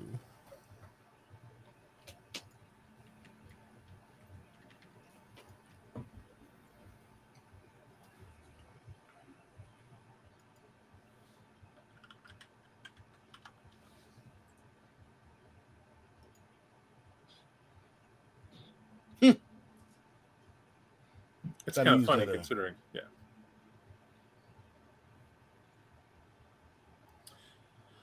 You're rock solid. What you're trying not to react to is probably the thing. It was right when he started saying about how this guy Lockheed felt, and that mistake, and you feel that Shannon's been used once again. Because who knew Shannon but you? Not that close, not like you do. And the fact is people like to keep playing him as something. He's not a toy. And that very thing, you felt anger, very raw anger, as only somebody intimately close to somebody could feel. And you hadn't felt that way in a long time, and it nearly jumped out of you, and you were able to hold it back. You kind of feel maybe you need a drink.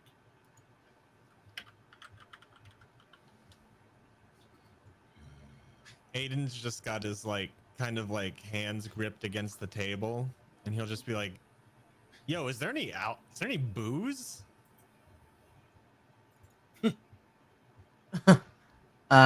You're at the bottom of the ocean, and the only thing to do is check water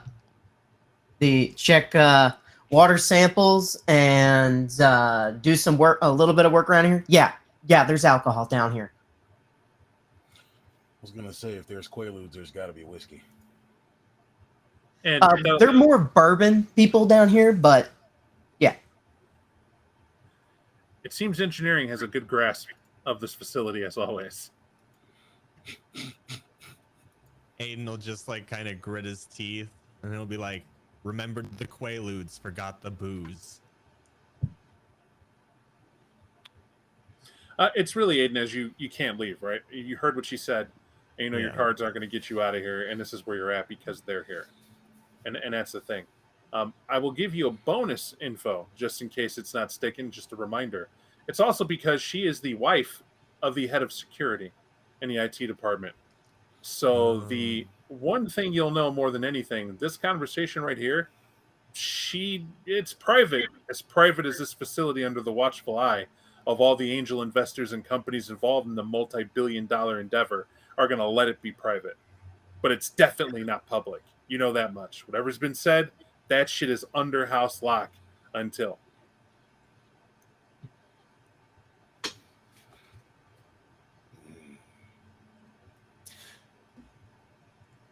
So, to be clear, what is it? What can we do to help you again, Shannon? I think I lost my train of thought from earlier. Prove that I had nothing to do with it, Jeffrey. I just honestly, it's not like I asked to be put into these situations to begin with. It just happens. If we're going to prove you didn't have anything to do with this, Shannon, I still need a bit more information. Dr. Cardelaine, you know who she is? You familiar with her? What about her? What was her relationship to Lockheed? I wouldn't exactly say there's a relationship offhand. Outside of a working one, of course. Their departments were adjacent to a certain degree. Her, of course, being a doctor of physiology, so she dealt with a lot more of, well, the samples of work that are done down here. Pretty hush hush. But Lockheed was much more a figurehead and lead project to anything else than whatnot. I would almost assume, and he'll put his hands to his head, I wouldn't be surprised if they did talk to each other. I mean, there's only so much you can do. So you're not even sure of any direct relationship those two have. With each other, no. Business-wise, might be a separate thing. So, Brennan, being an investigator that you are not one out of game. Mm-hmm. But what I'm going to help you and the veteran understand is that there is something you guys are doing. Your relationship with DJ is obvious. He says it, you believe it, and you're trying to make it make sense. DJ's a consummate liar because he's role playing. He's role playing a character, and that's what I mean. Everybody's lying. You're not actually who you are pretending to be. So your thought process is a little off. So why I'm saying that is, one, to help you remember you should be inquisitive, and you built a character to do just that. You asked a question, you said his answer. How would you confirm what he said was true? Person. Okay. So to that being the case, veteran, what angle are you looking at? Are you looking to help him in assessing this investigation in terms of this, interrogation? Or are you going to call it, they're just getting caught up and you're there to maintain? Well, I don't know. And you might be able to help me with this. So the way I see it is, I'm here to help the man that I'm paid to help. Right. But both of these people are my friends. And so my feeling is that Shannon is unwilling to share with us for a reason. I believe he's a liar. He's being intentionally occlusive, but it's because he feels like he has to. I gotcha. Right? And so I'm looking for where to press the button. It might help you if you knew what CGIS knew about the situation. You were called here to do a backup on a murder. You have no idea how bad it is. So at this point, your character's under the impression, what? Like Lockheed got grabby, someone took revenge, and we're just here to see who did it and whether or not Shannon had an involvement. Right. That's as it looks like right now. The problem is, it's how Shannon's answering the questions. He knows. How does he know what these people did and they're feeling and they met? And that's where you're at.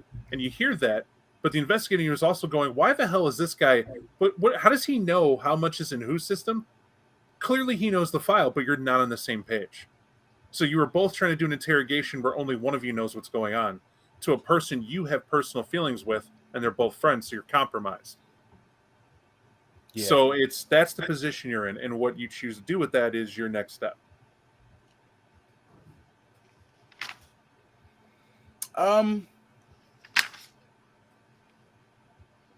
Yeah, I don't think I have enough to be helpful with that being the case, especially if I, recognize those truths about myself. I'm gonna fall back in this conversation. I'm gonna let the actual investigator handle it.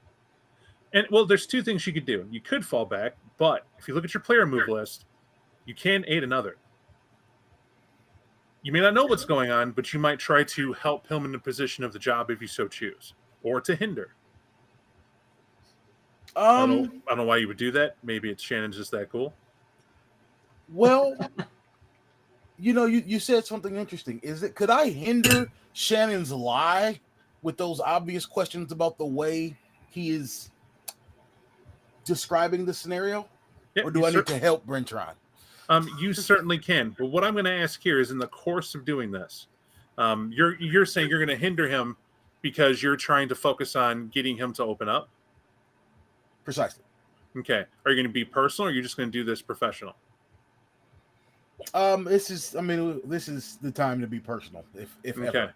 So you're not hindering because that's off of his action. You have to hinder or help based off an action someone else is doing.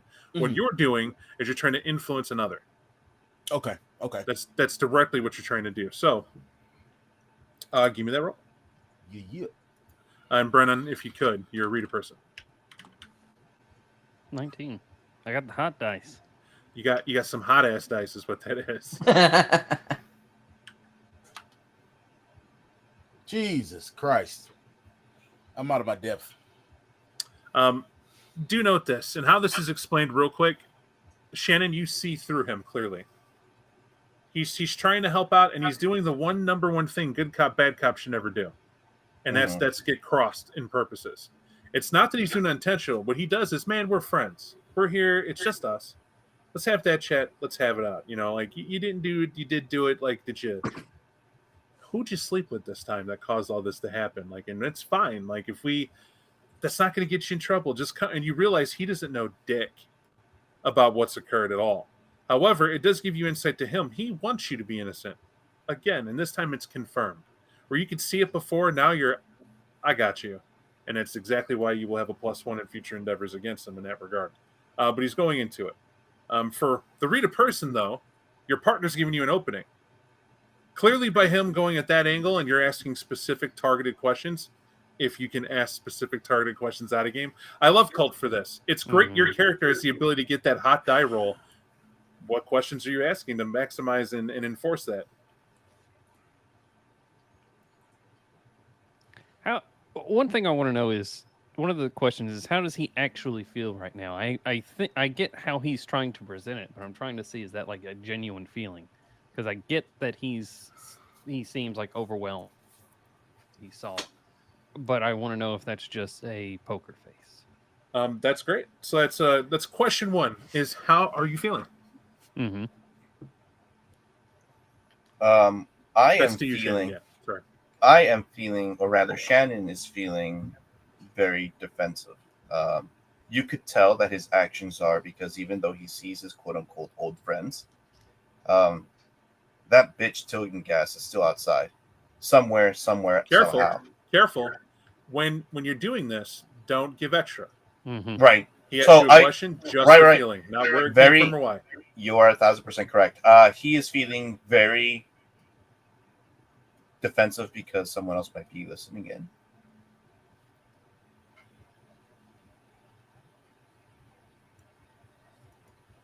Next question, sir. What should we do? I'll be honest. I don't think none of the other questions are really stand out to me. I sent her out so he would feel more safe to answer these questions. So I'm going to try something a little bit different. I'm going to try some honesty with the people in the room, because maybe that might be what's needed. So what I will do is I will let you. I'm going to give you this tool because you had a good roll. I'm not going to let it waste. Okay. So I will help you in this move endeavor of question. DJ, if you can answer,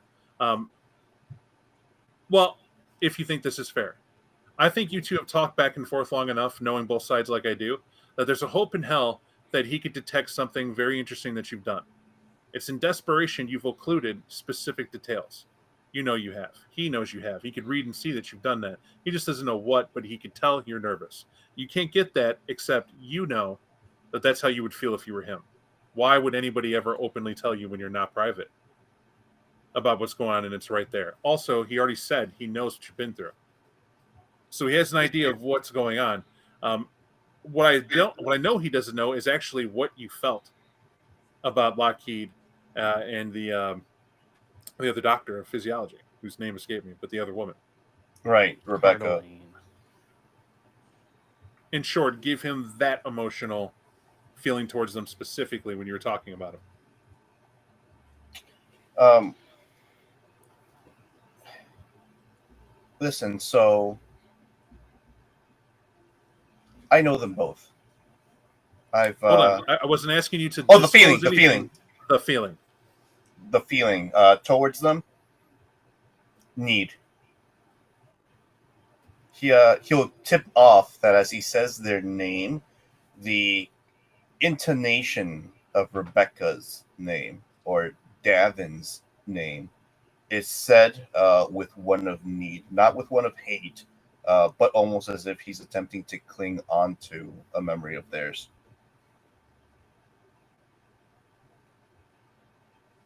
Okay, so it's more like greed. Okay, that does help a lot. And it should help because your natural thing was to say you wanted to start getting, I believe you said personal. I was going to say honest, and I think that might, with that changes a lot. Because if I was about to tell him how they were found, like, you know, the details that he wouldn't get just from, like, finding the scene, I think that's just going to break him.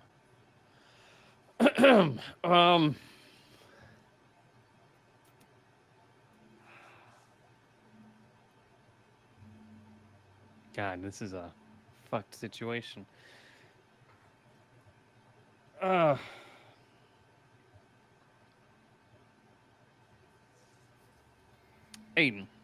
I'm gonna change the subject then. Aiden, you said you weren't you couldn't recall if you supplied either Lockheed or Cardelane with either, and he'll pull out like a notepad, PCP or oxytocin. Real quick, Nah. Bob, is oxytocin like an oxycontin like painkiller drug, or is that like a natural hormone in the body? Oxytocin, I would say your character wouldn't have an idea what that is. Okay, all I right. think it's fair that you would assume that you know what that is, but I'll let you go with your gut right now. You think it's a drug. I thought like technically. oxycontin. Yeah, that's what that is. Nah, I mean, I'm gonna be real with you. I didn't bring PCP on my 20,000 leagues under the sea voyage, right? I don't get wet like that. Do you know who could? Out of all of these nerds, I don't know. There's a bunch of doctors and whatnot. I mean, sure, any of them could technically have access to PCP, but do you know what that shit does to you? You're gonna be turned into the Incredible Hulk. You could smash through probably one of these glass windows. Nah, you couldn't do that. That'd be fucked up. But no, for real though, PCP makes you strong as shit. Kind of turns off the inhibitors or whatever. So why would I bring that with me? I have no reason. Not even for me. Well, Shannon, come on. You're not helping my case here, man. I'm just joking. But Probably yeah, should no. lay off the jokes just a little bit. Oh, it's all in good fun. We're all among friends, right? We're trying to, look, I want to get out of this room just as much as everyone else. I think that we've kind of gone around in circles here on who knows what and what knows who. So if anybody has any information that could maybe get the Coast Guard to lay off of me, then let's just say it. Give me an influence other. I like what that is. I think that's a good plea for, leave me alone, dick. Right? I think that's good.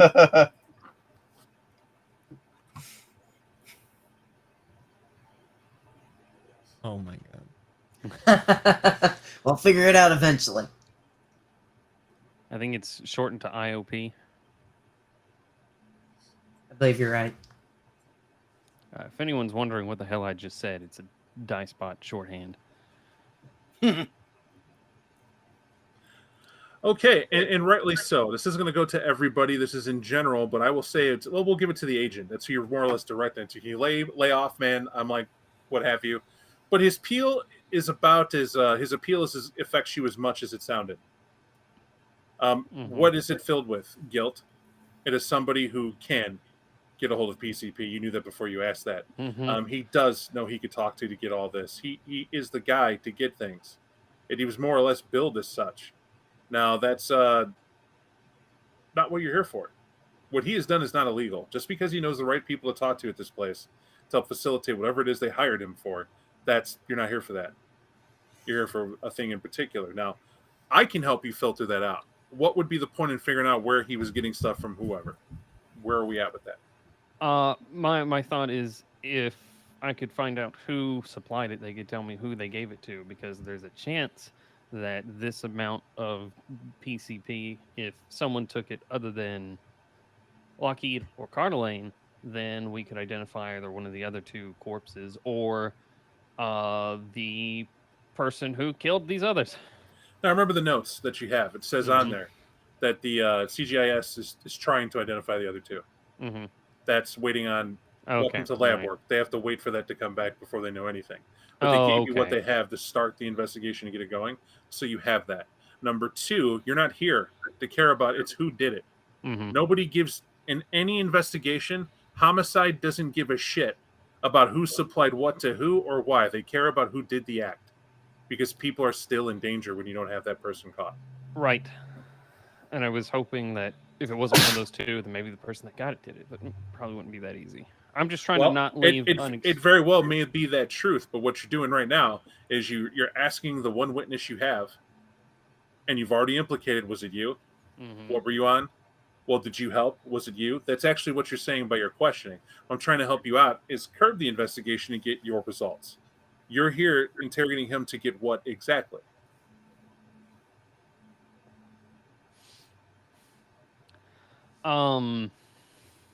So curbing that, what other relationships that these victims would have had? Because whoever did this, it seems very emotionally driven, right? Well, and also, Okay. drug driven. Well, then, if you're going to have that talk with me, you want to direct that at Shannon. Right. I think you know exactly what you need to do, but you need to have that talk. Shannon, I realize we don't have much time left, but this is before you are more relaxed.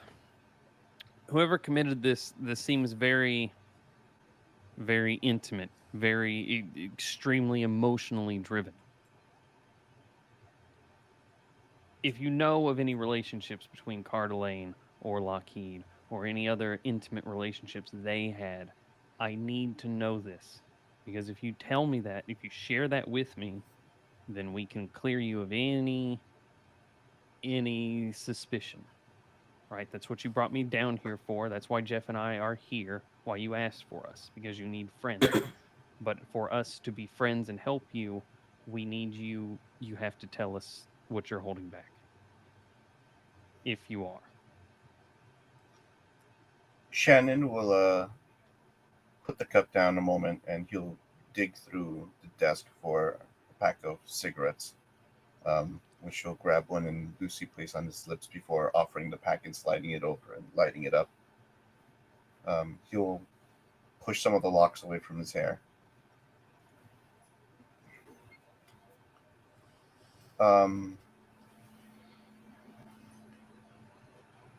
I know that they were into me, and I know that because,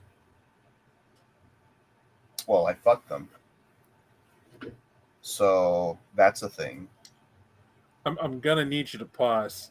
I'm gonna need Bertogo Bocelli to keep it together, please. I will roll, but as you can see, I was briefly distracted. Could you repeat that line, DJ? Shannon I had feel said. Shannon had said. Shannon had mentioned that the reason why he knows both those folks is because he knows that they were into him because he fucked them.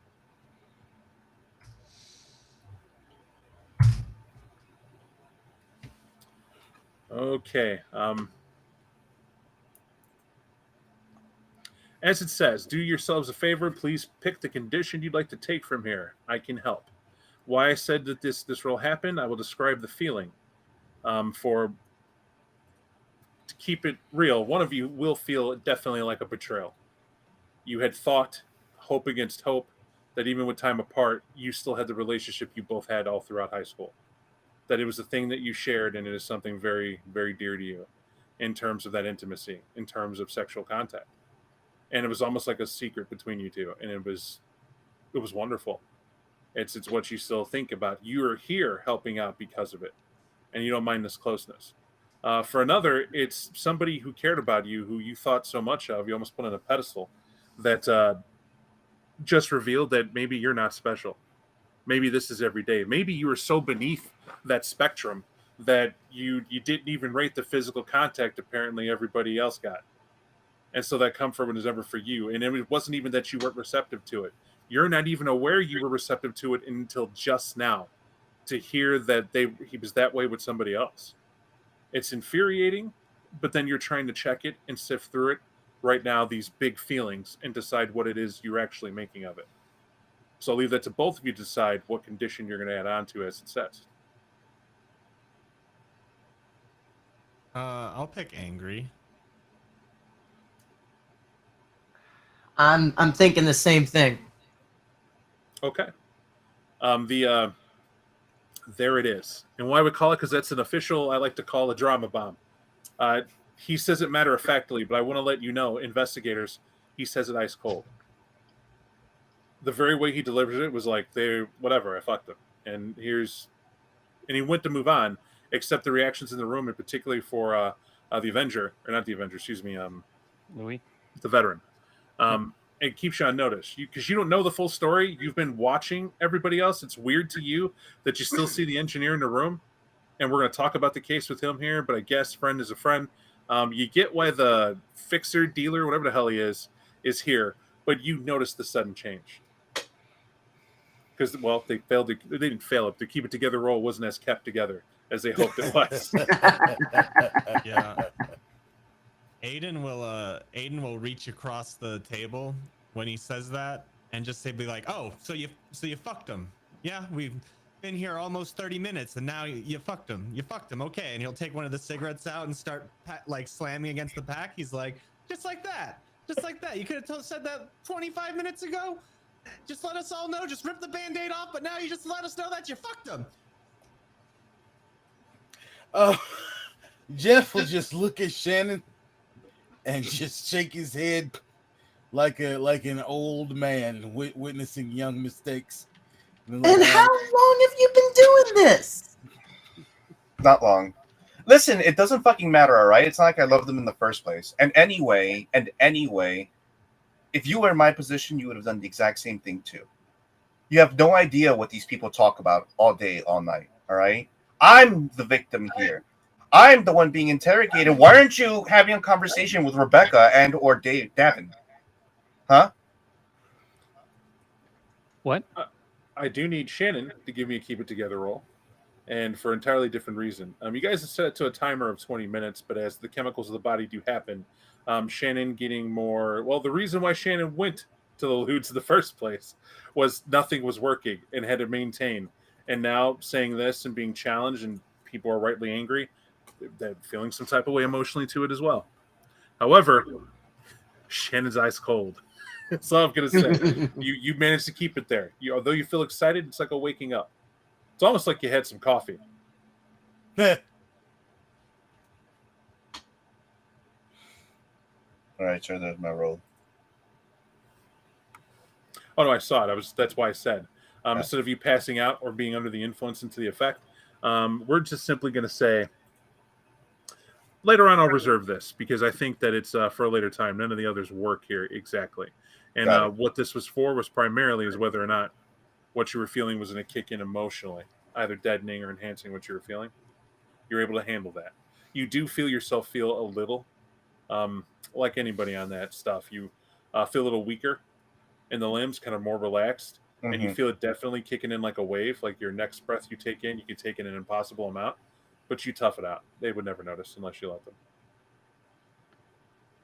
So the last DJ, the last thing you said is, why don't I ask Rebecca or Davin? Right. Is that what you said? Shannon, I can't ask them. Why?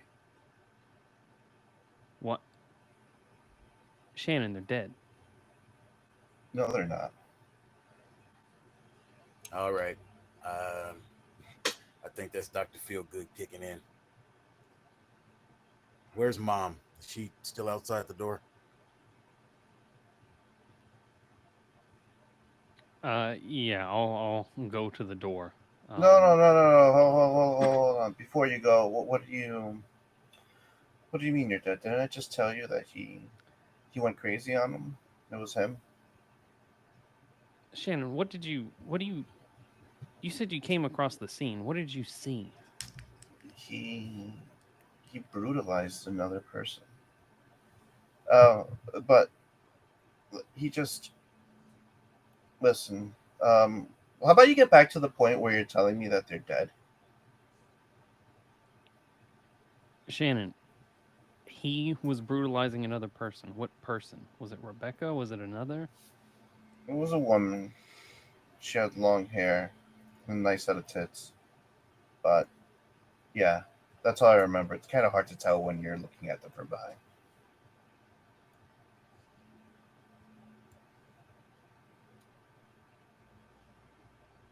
And there's proof, folks, that your pills don't expire.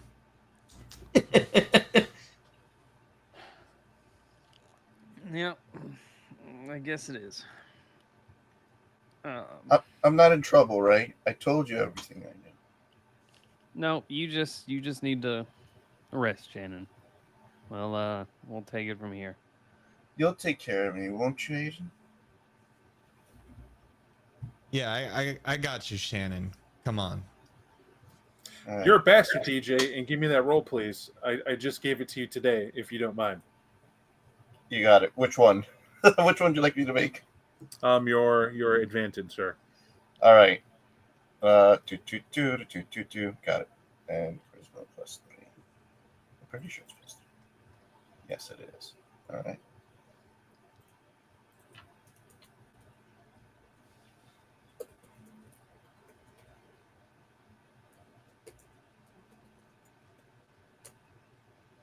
Oops. Did I spell check incorrectly? There's no space. There's For no the space between them? advantages. You type it Ah. out. There's no spaces between them. Got it.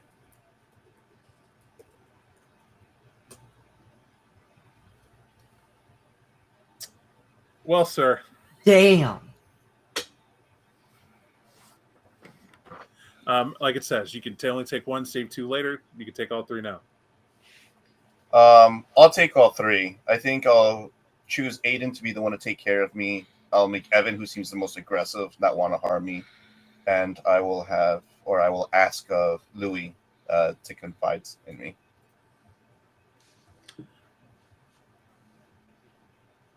Well, gentlemen, if you're wondering if there's a resistance, no. Welcome to Kult. It is what it is. In that regard. It's either you get it or you don't. But honestly, it makes sense for the way he called it out and for the people involved. There are definite strings he pulled, and he's pulling in all the cards here. Yeah, Aiden will get up and start helping him to his feet in his quaalude out state to bring him back to his room. And Lewis will be right ahead of them. Like, if he sees like a single stumble, he's gonna step in and help with that. But he's like, we can talk about this. You're gonna hear over the intercom. Your card will be re-engaged. It's a very cold voice that'll come over, and your assumption is it's someone in IT. But the relative fact is for the engineer, you'll pull out your card, leading the way to test on the door, and then indeed unlocks it. But when we talk about card, it's literally you would keep it on a lanyard, pull it off, tap it, and the reader picks it, and the door opens. Just click, you can leave now, and it's that simple. So Come on, buddy. those three leave the room. They Is are, that and correct? Okay. down the hall doing their thing. Are you two giving chase? You need to finish up in scene. What are we doing? I'm holding the Jeff back for a bit because I need to talk to him and fill him in on stuff. Yeah, I was gonna say we got to debrief right quick. Yeah. So go ahead. yeah, you start. My bad. You've got the details. So Davin and Rebecca, Davin Lockheed and Rebecca Cardelane, they are the only 2 identified so far of the 4 that are deceased. He said Lockheed was assaulting someone, but from the autopsy and the pictures we found, he was the one that had the almost impossibly high amount of PCP in his system. But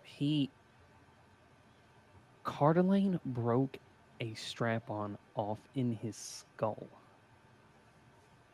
Wait, in Rebecca's skull? No, Rebecca broke that off in his skull. But that isn't even what killed him. He died of a cardiac arrest due to sensory overload. Yeah, well, you only ever die for a couple of reasons, right? There's blood loss or like complete nervous system failure. And that wasn't it from being impaled through the skull. Cardelane, he got off easy compared to the other 3. Cardelane herself had chunks ripped out of her by some blunt tool. She was, whatever was happening between the 4, it was some group sex activity. There was evidence from most of the others chunks in ripped her off, system. chunks ripped off by a blunt. Did anybody hear gunfire or anything like that? No, it wasn't a gun. It was some hand tool, most likely. But while she was, I'll say, attacking Lockheed, she in turn was being attacked, had these bits ripped off of her. She had no drugs in her system. She had human flesh in her stomach. Organs like liver, kidneys, heart, lungs. But she had no adrenaline in her system. From the coroner report of her, she had a normal resting heart rate the entire situation. The other two, one is skinned completely. The other one was dissected while they were alive, and they're missing blood. So much so that while the scene certainly had a large amount of blood, it doesn't account for what was missing from their system. Those are still being identified. The second unknown victim will probably take a little bit longer as their teeth were removed. So we can't match dental records, but that person was also most likely who Rebecca was eating. All right.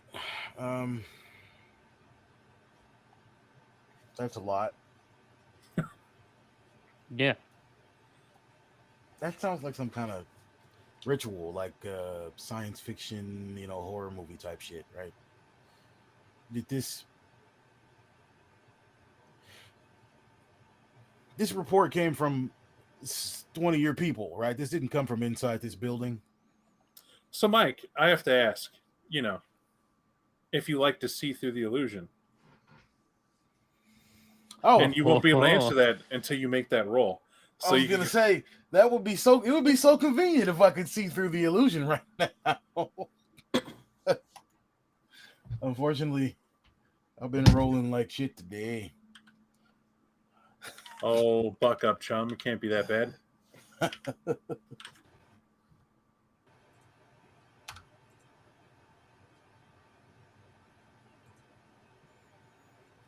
Huh. What I will tell you is as he pauses mid-talk, Brendan, as he's there and he's like, well, it could have been some sort of ritual, and it's for a brief moment. You know where you're at. You're not worried about that. You were in this room. You were talking to your friend, looking in this investigation, getting the truth. But the idea of the ritual, and then you remember it's the sigils, right? It's the sigils you drew as your part. You came late to the police station, and you still had to do your part. But that's not even what haunts you the worst. The worst is you actually hear it's your dad. Don't you wish you let me out of that fucking cell now? It's not. You might have heard it. It's not. It was in your head. He's right behind you. And what was that wording? You didn't hear it. Oh, okay. This is for. I'm sorry. I thought. Yes. Okay, yeah.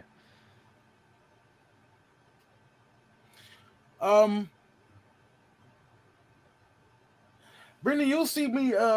You'll see my hand kind of drift under one side of my little casual jacket, right? You know the type. I posted a picture. And I just get a nice good grip on the hilt of a thing, and I kind of spin around with my elbow positioned defensively. Do I see anything behind me, Bob? Well, this facility has a great effect, right? No money was spent. This is all like, nice and steel and pressure resistant and no outside window, but you do have a fake scene, and even in this office room, where it's on a wraparound screen and it looks like a nice calm beach up top, right? That you would be on enjoying yourself. Really good effect. Could have been that for a moment, maybe the image oscillates through someone and it was a commercial and you misheard it, because this is how See the Illusion works, Mike, is that because your character resisted it, he didn't quite get it, but you do remember those words, but you're now beginning to question what that might have been. And to yourself, please be anything but. But this is visual. Brent, trying to let you know. He spins on alert, like ready to shoot something. I'm just looking what would have triggered that. Assuming seeing nothing. Yeah, nothing at all. Jeff? Yeah, man. Sorry, I got it. Oh, we're good.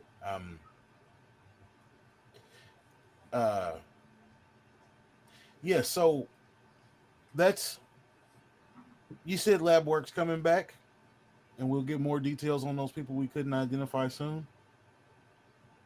Hopefully.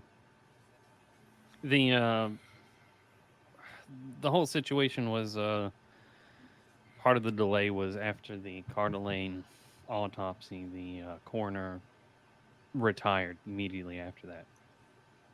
Described the entire situation as just evil. First time I've ever seen that written. And look, fishing corpses out of the ocean when cartels are involved, you see a lot. I've never seen that written on a autopsy report before. Yeah, clearly made an impression. More personally, man, how do you want to handle this thing with Shannon? Right, he's obviously involved. Like, I don't think we should be leaning into him too tough, but without his cooperation, this is just going to get swept under the rug. All of the money in this place, right? We probably got a week before they say fuck it, and it's a matter of paperwork. I don't know. We could just let him slide, is what I'm saying.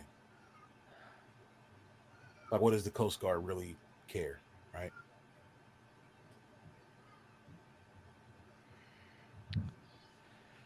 We care that whoever did this is stopped. That's what we care about. You say we have a week. Shit, we might only have 48 hours or less now. You'll hear it come overhead. CGIS, I just want to let you know that even though we have to record everything in the facility, there it is. I work in the NSA. So on positions of like bureaucratic red tape, Mr. Lockheed is why you're here. We could care less what happened to the others. And Mr. Lockheed is a inheritor. You know the name Lockheed, do you not? Yeah, Lockheed Martin.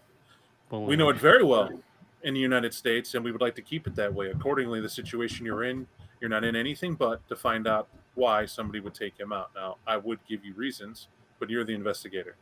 From what I've heard, you have no idea exactly what happened. Fine. We don't have the videotape anymore. And I'll let you know that in advance before you even see me. My wife may want to gallivant you around and show you everything in the facility. That's fine. Maybe you can get something. But I very much would like you to leave in a week, no questions asked. If you need a number and a metric, every hour you're here in this facility isn't running, that costs us close to $1 million. Now, that's taxpayer money.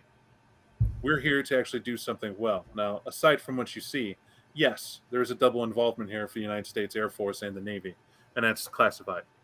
But you know that. So when you say that you're only here for that, no, you're here to find out who would do something against Lockheed and why. And it was a very successful assassination. And the danger, I'll repeat, no one knows that we monitor everything in this facility except you two right now. There is nothing that happens. Your little friend and his quaaludes, yes, he can get PCP. He's not here for just drugs. He gets every little dirty thing that everybody could want in this entire facility.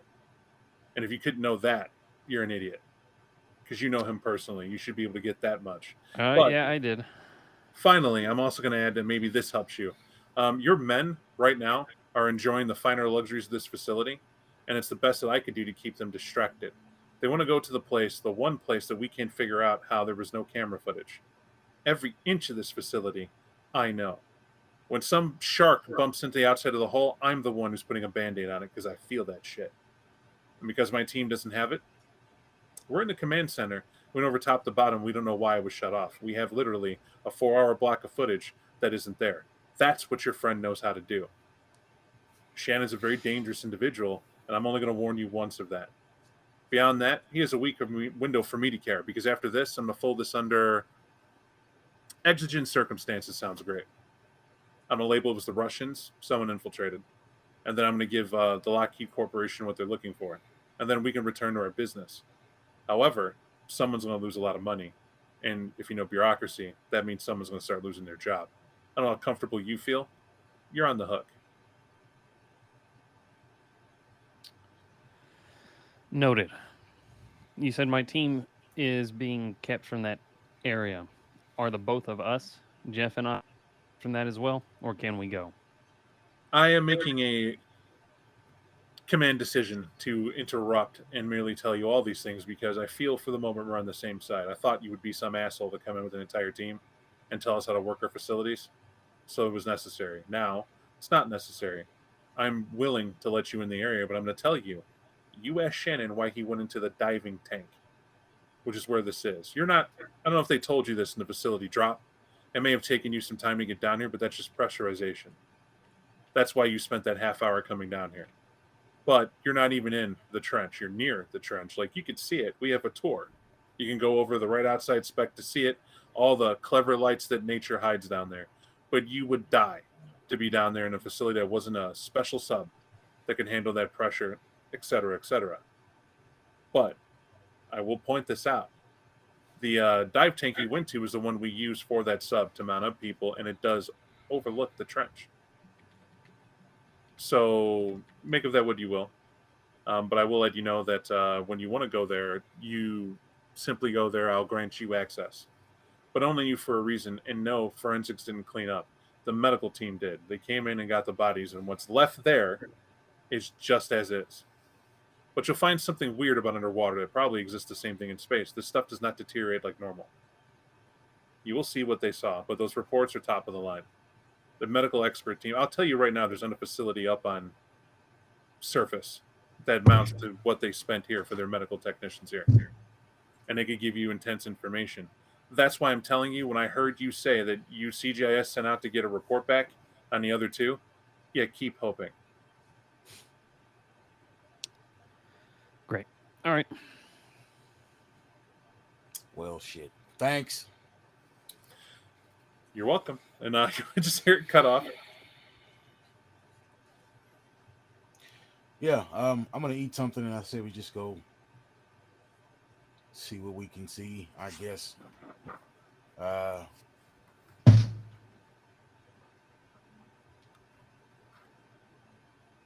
Is there a lab you think they'll let us into, or some lab techs, or maybe we can ask our friend Aiden who precisely he gets his dope from?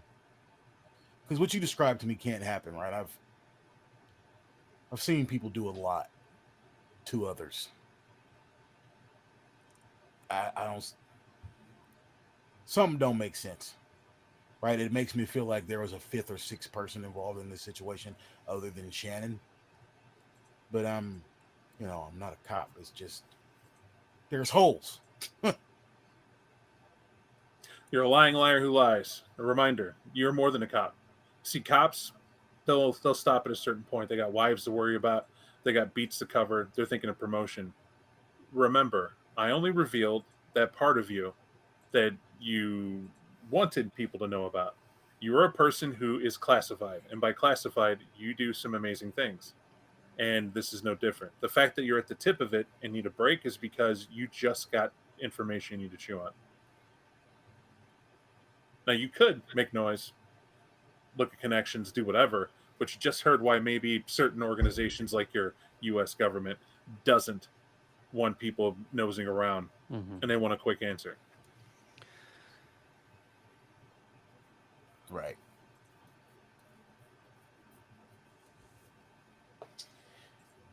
Yeah. Scene of the crime. Scene of the crime is my thought, man. I agree. I don't think any lab is going to do us any more good than what we've got. It's just more paper trail.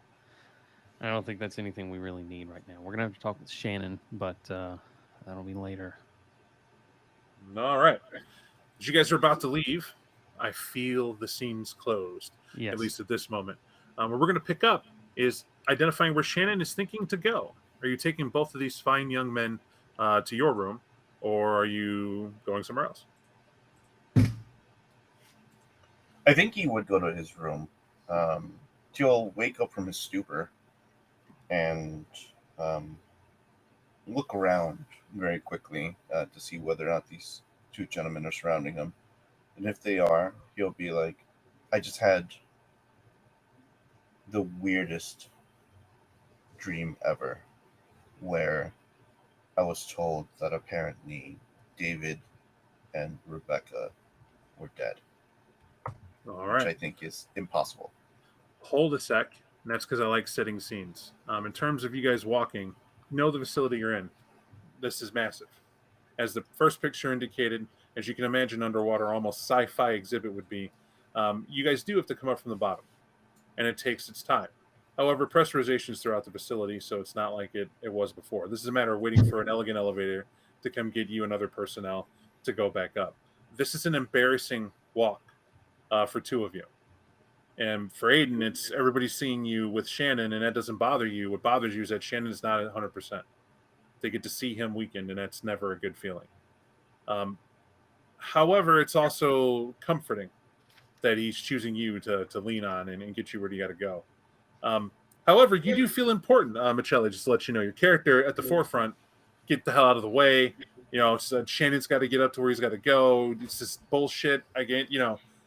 People haven't seen Shannon and the way it's handled. Folks in this facility are doing their job, and you're catching on real quick. They don't understand why Shannon would be any sort of way. It just looks like there's a guy in a kimono who's the head of the psychology department is being drugged. Like, it's weird. Now, what you're seeing is this is legit families. This is people who, have a fresh life, a fresh start that you're going by. And, they have advanced training facilities that they're here for supporting and all this good stuff. All sorts of logos on the wall for different companies and whatnot. If you see one more Microsoft logo, you're going to vomit. And, all that stuff. And you realize that what you just had, that conversation, nobody knows about that. Because that would have been all the buzz, all the talk. But when you get up to your room, the room that he has, it's different than yours. Yours is a lot smaller. Everybody sleeps near the surface, and this is on purpose. This allows for a natural circadian rhythm to exist for all human life that participates in this environment, as they want to use the ecosystem to reacquaint mankind with the nature's bosom or some nonsense from the videos you guys had to sit through. But the point is, Shannon's room is exquisite. It's the height of arrogance. When you get in this room, and if you look at the picture a second, luxury like that is you're already underwater. Yeah. Right? And so what you get is like a box and a bed, and you have to leave to go use the bathroom. Yeah. He has a full walk-in suite bathroom with a mini spa with the ocean over his head, multiple places to sit down, place for his laptop and work, and you begin to realize that Shannon is just either super important or, and the thought enters your head, or he fucked for the job. Huh? Right? You immediately get that in your head that it's like, right, this guy just... I mean, yeah, he's talented, has degrees, right? But you can't shake that feeling. And when he starts talking like I just woke up from a dream, that's where we're going to resume as you guys enter the suite. Yeah, that was no dream, bud. Apparently, they're both dead. Who did it? Yeah. Shannon, it was... I'll confirm that wasn't a dream, my dude. I will need to keep it together roll, Shannon, if you're going to believe them. Now, I still say you have an element of doubt. You can't recall it. Mm-hmm. You do remember he got aggressive, and that's why you left, is because it felt off. Now, to remind you, you do remember the tray of pills. You do remember that. A lot of those were... your omission to say that is every reason, because your fingerprints will be all the fuck over that tray. Right? You handed them out like it was, in a kiss to those who were being resistant to feeding them it. One person even had you can't remember who. You think it was Davin. You did the old jump shot from afar, helping them out until it kicked in, having jokes, fine caviar, fun times, sashimi, fresh, right? But you can't, those details are there. But then when it starts getting foggy, it's, you have a special concoction you like to make. And it's because I want you to understand that when you're wanted by a certain type of person, and for you, it's this alpha male bullshit. And it's complete nonsense. There's no such thing. It's a myth. The alpha male is an insecurity, and anybody who acts that way is really the most insecure person in the room. They're trying to prove to themselves as if they have an eternal mother or dad watching them to constantly prove that they're of worth. That's really where it comes from. And so they pressure themselves to then turn it to they're the oppressor of everyone in the room who thinks that they're better than them. And they have to prove it constantly. It comes in various ways. Some people have it together, not Davin. Davin always was the guy to corner you in a room where no one was looking, to pin you into a corner and remind you with a kiss, a very passionate one, that he doesn't care what people think, and it's a lie. That's why he always chose to do this in a public bathroom, where you're in the stall where people saw you guys enter the men's room, but no one could see you kiss. And you understood this. You also aren't supposed to fraternize with anybody in this facility, and have done a very good job not doing that anybody knew. But of course, people assume you do. You're all down here doing whatever. This is what you remember of that night. This repressive, catch me, push me away, use me, don't use me. But then there was a woman in the room, and conveniently Davin started ignoring you. And that's when, like, your emotions got a little bit out of control, and you went for your walk. You can't remember, but he has to be alive, because you heard them. Coitus is not quiet when done in this scenario. And when it happened, you got out of there, and when you came back, you assumed it was still going on, but you can't quite remember what happened. And then you went in and were blacked out. And you assume that's because you were still coming down of whatever you were on. And you went to get stuff to put you right back in it. But then security was there, and you were detained. The rest is whatever you can call your friends coming in to do what they did. But remember what you asked me in the beginning, DJ? You don't remember writing a report or asking certain people to be here? Now you really don't remember writing a report and asking them to be here. That's becoming a foggy detail for you, but it begins to make comforting sense. You can see yourself doing it in we'll call it a disheveled state. Got it. He'll go to aim for his silk pajamas as he talks over his shoulder. I would almost think it's impossible that something like that would happen to Davin. I mean, he was always such an asshole anyway. You've already seen it, especially when he was giving out those pep talks. His debriefs are just bullshit as well. He's not subtle. There's just no way he's subtle. And considering how he normally acts, I would have thought that he would have fought his way out of anything. I know that when I left them, they were still fucking. I could hear them. All right, I could hear cheeks being clapped, as they say. And it wasn't until I got back that, who knows, maybe it was because I did get upset that he decided to choose another person than me. I definitely know it was female. I just, like I said, can't tell from that angle. But then that was it. But Davin shouldn't be dead.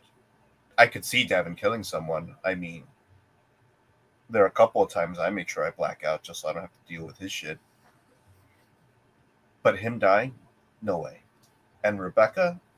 Well, her maybe. But not Davin. Yeah. Shannon, maybe it's best if you just, I don't know, man, kept it in your pants for now. I know how promiscuous you can be, so it makes sense. But, I'm not accusing you of nothing, man.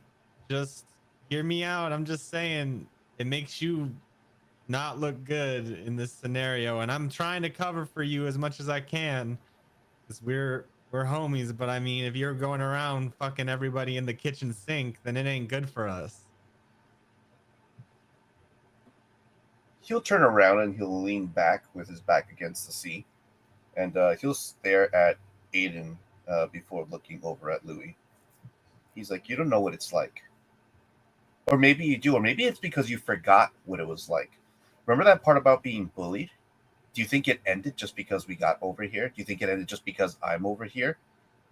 No. Yeah, I'm head of psych, but it doesn't change. You just heard what I said about Davin, all right? He was an alpha male. I said I fucked him. Why? Because it's the first time I saw Evan and Jeffrey after a long time. What was I supposed to say? That he fucks me? No. I'm not going to go down like that. I can't have my reputation ruined like that. But imagine that. Someone like Davin, he's the one making moves. I just choose not to talk about it. That's why I never brought it up in the first place. Honestly, I'm a little bit insulted you would even think that way. Where are my cigarettes?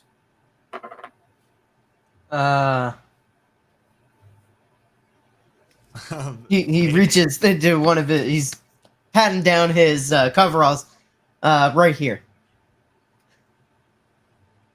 He'll take a cigarette and he'll pat Louis on the shoulder and just squeeze very lightly near the scruff of his neck. Thank you, Louis. And he'll light a cigarette. Yeah. Look, I'm sorry, Shannon. I didn't know it was like that. I wouldn't have said nothing had I known. It's okay. You didn't know, but now you do. That's why I'm telling you I need your help. I don't remember anything after that. That's why I don't think. I don't know. I feel like they're trying to pin it on me. Well, if they knew it was you, then we wouldn't be standing here. You would probably be in a locked room until they take you to the surface. So, we got you. Yeah, I'm sure it'll be fine, Shannon. They don't got nothing on you. They'll find whoever really did this, or hell, how do they know it wasn't just an accident? I don't know. So what I'll do is I'm going to pause to ask thoughts at this point to get an assessment of where you're at character-wise. Not that I can't see it clear. I don't want to influence your thought. So I want to go from the top here. Bernogle, what are you thinking in the situation with Shannon right now in scene? Right now, Aiden feels jealous almost of Louis because it seems like after his like pep talk like that, he was able to connect more with Louis than he was with Aiden and made him feel like less of a friend. So now he's trying to save face by like almost like just saying what Shannon wants to hear. Okay. What about you, Louis? I feel that I'm starting to get that recognition that I am so desperately after. But at the same time, I feel a little sick inside because I'm seeing this room, this fancy as fuck room. I'm still dwelling on what he said that he admitted he did in the earlier scene. And I'm just going through the motions. Okay. And last but not least, Shannon.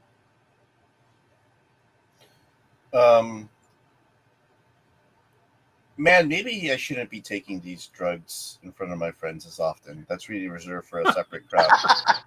Because sometimes I may let off things that I may or may not want to share, and now I have to put back the pieces and set back the status quo that I carefully had cultivated.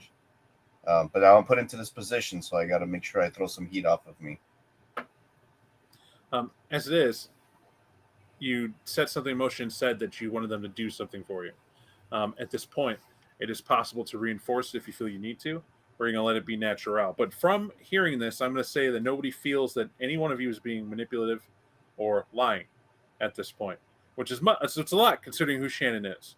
But I'm letting you know that. But I, as a storyteller, as we enter this scene, and this is revealed, what are you looking to accomplish from there? And I would focus on that.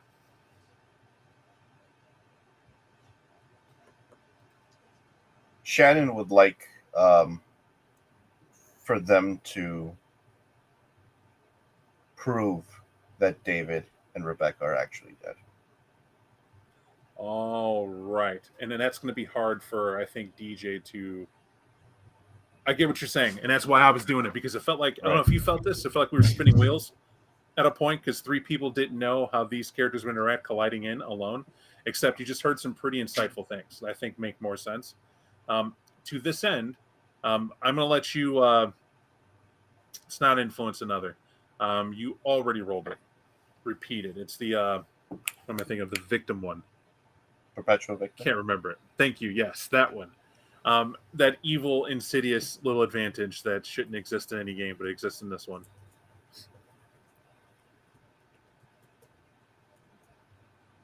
All right.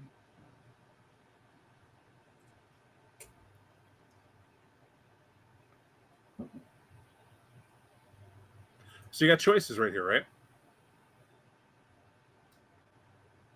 What I'm going to say is that this is going to work as a baseline, and I'm not going to make it a command, right? Because I think your character isn't positioned as a command. Does that make sense? Mm-hmm. That is correct. But I'm going to make this very obvious. So for this, Bernogle and Mike, what this is expressed as is that you're going to see that there is a definite despite what he's saying, it circles around that topic. He is definitely in the wings in terms of the drugs, and he's under the influence right now. But you get that much as he's expressing what anybody in that state would do, which is any freaking thought that enters his head at this point. Yeah. So you would need it. So pretend he's loopy, and he keeps going around to weird, amusing facts. That's why he brought up, remember when you were bullied and we're all bullied now? We're just still in a state of being bullied. It just happens, man. It's just what do you do, right? It's why I have such useful friends. That's more or less what it's like you're dealing with right now. But you both, due to the jealousy, due to the anger, kind of get the gist of what he's asking you. And you get where it's from. Only jealous people can tell what someone else feels about an alleged partner. And you definitely get that he cared about both of those people, and that's why it's important. He needs to know.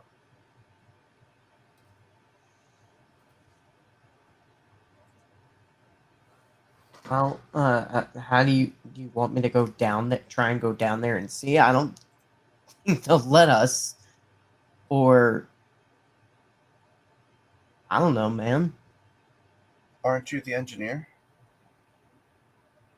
Don't you Yeah, know but how I don't to think. get around?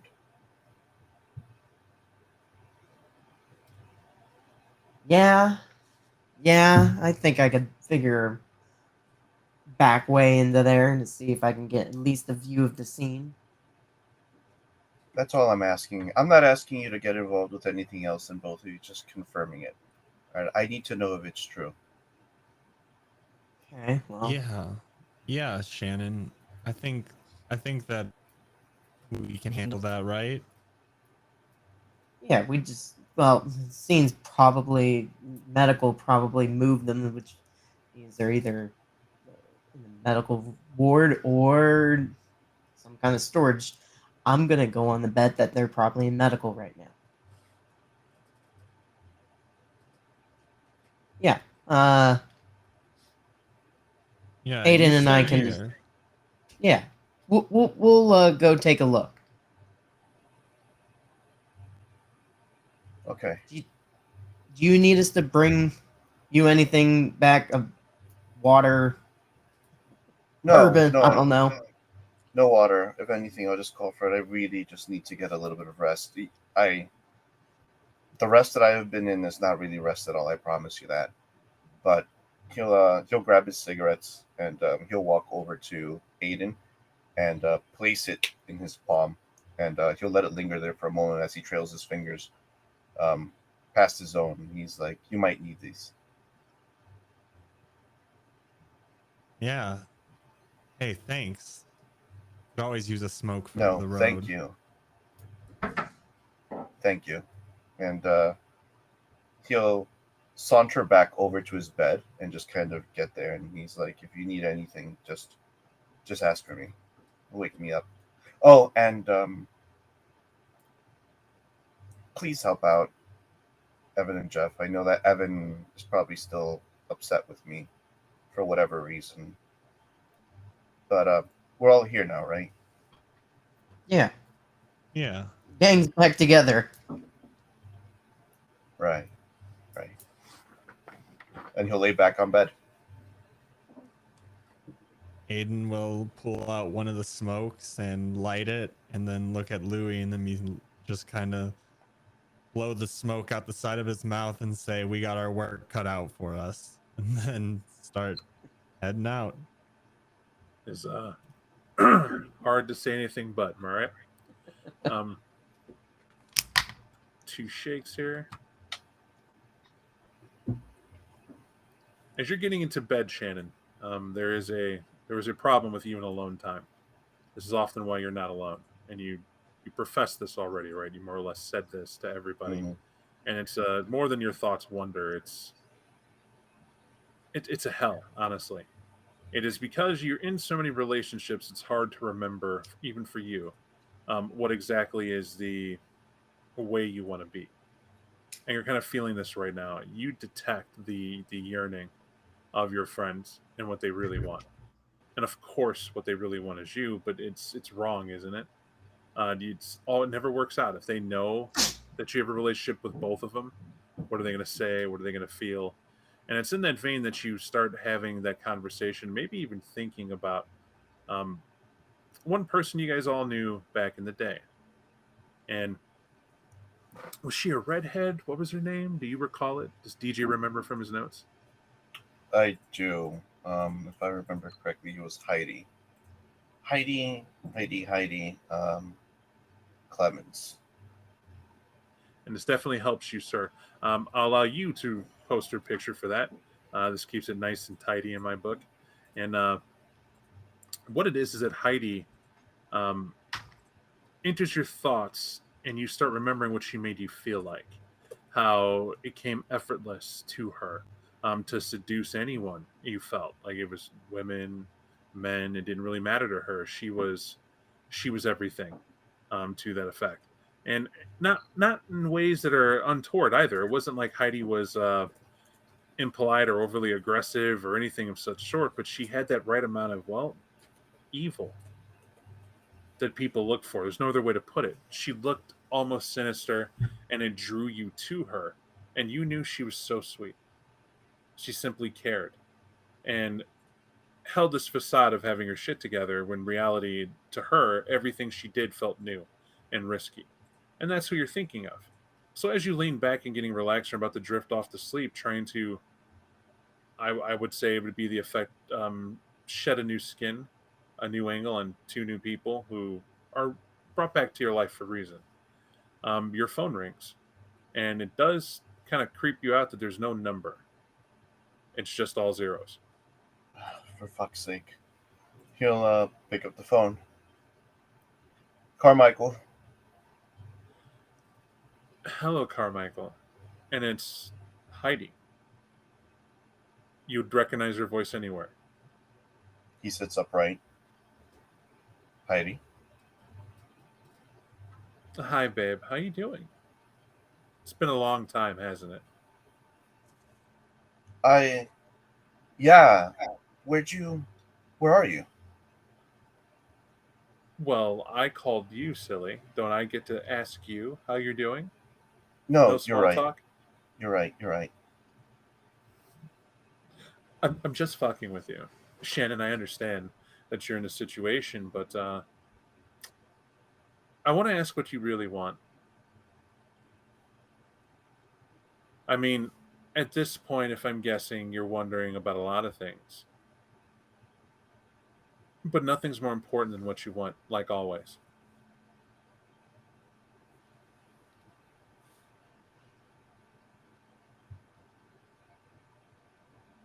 What do you mean? Well, I'll tell you that where I'm at is very cold. There's no warmth at all anywhere, despite what anybody wants. I can hear these ever turning tick-tock clocks, except they're not clocks. There's these massive bones that jut out and click together that mark the seconds here. It's all you can hear in this cold, dark place. We wear something like clothes, but really it's the weaker ones, the ones who can't quite fight back. We use every part of them, and we stitch them together. And I'm kind of wearing them now. I forget his name, but it still doesn't provide a warmth. I don't think you can be warmth after what you did to me and where you placed me. Didn't you love me? I do. Where are you? I'll come find you right now. I'll come and I'll pick you up and I'll bring you to where I am.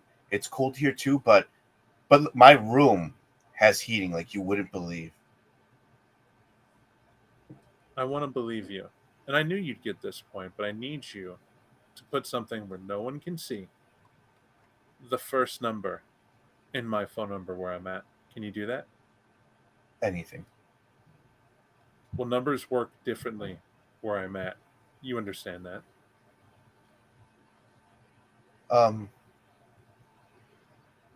Yeah. Yeah. Same rules, Fade World? Same rules, baby. Okay. The number's 8. That's what you would call it. And you know how to make 8 in Fade World, right? I do. Where? the Kleepath. Gamamil. And she'll hang up. Now, for your character, the state you're in, what's so bad, I need you to give me a see through the illusion. You got it, sir. This is going to be an LOL portion right here. He is not good at that. Woo. Ooh.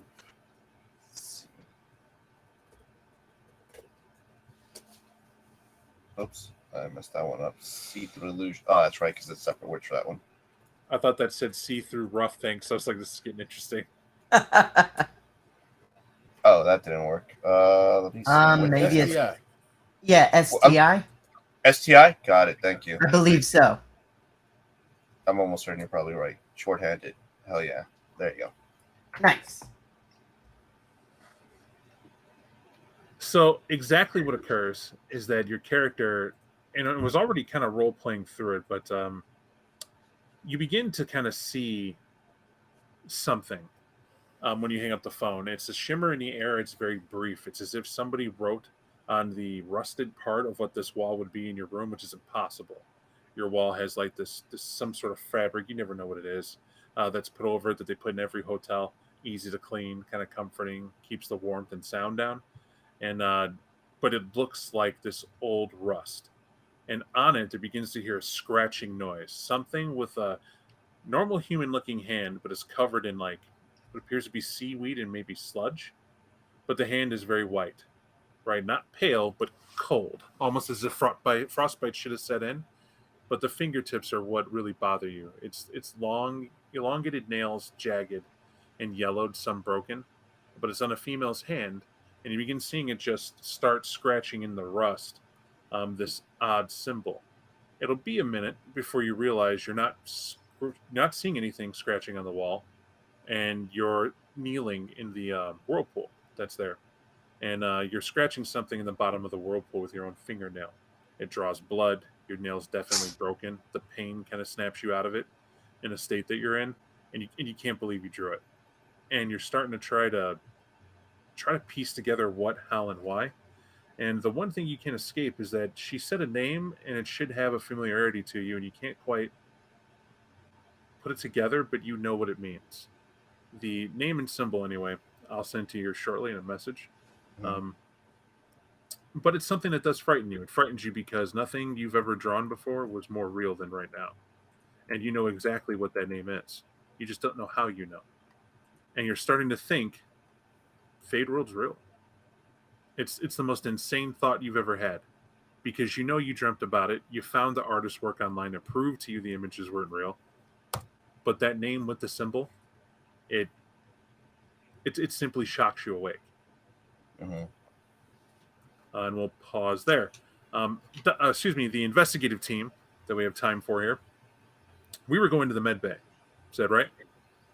Or were we going to assess and get a bite to eat and kind of figure out what we're going to do? I thought we were going to the actual scene, like where the shenanigans took place. Okay, so we're not going to confirm that evidence. We're going to go to the actual the pool. Yeah, unless you know, you can say different, Evan. That was my assumption. Yeah, because I thought what Tillinghast said, we weren't getting anything out of the reports, and I was. Well, I'll make that abundantly clear if you didn't have the thoughts already. You guys kept referring to, this is what's there, that's what they have. We have to wait on this, and we'll get that. But the simple fact is, you said they haven't cleaned it up, and that was the important part. And that's on purpose, right? Obviously, they can't until someone comes in and says they can and give the thumbs up and all that jazz. But they're not waiting on you to go there to see it. It's if you think it would be any use to you to go there and look around, and it's purely up to the investigators at the moment. And I do. That is where I want to go. Okay. In terms of the facility and finding out where to go, it's a pain in the ass. The reason being is because you're not from here. You're now walking on your own, and there's no one to escort you. You foregoed anyone in public relations sense of hanging out with you, as you told the boss, basically, pound sand, I got to do an investigation, you're in the way. So she's like, sure, I'll do just that. And she got the hell out of there. And that's maybe a bonus for you. You're not really certain at this point. But what I can tell you is where you want to go to is actually the biology division. and you see that rather quickly. Problem with the biology division as you walk through this facility is you see how clean it is.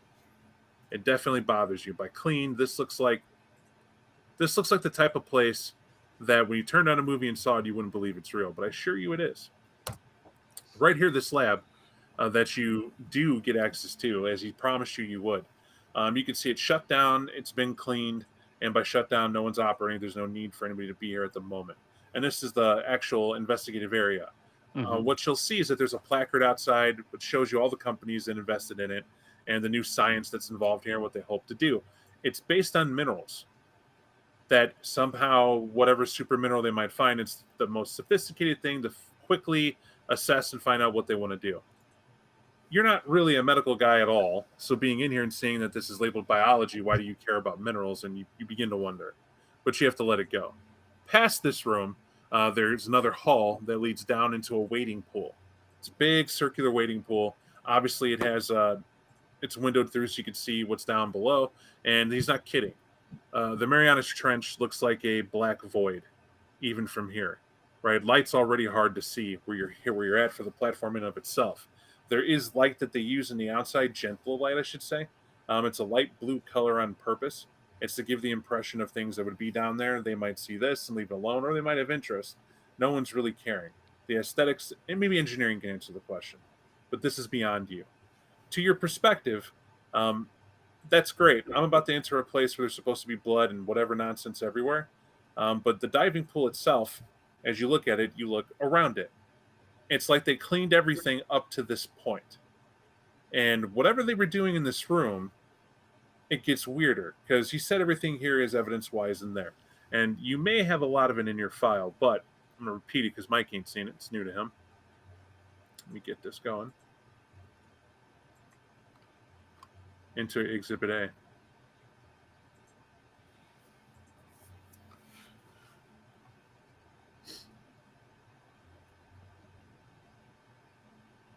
For the record, I'm using Microsoft, and they're stalling me now. To cover up. It's like you said too much, sir. Okay.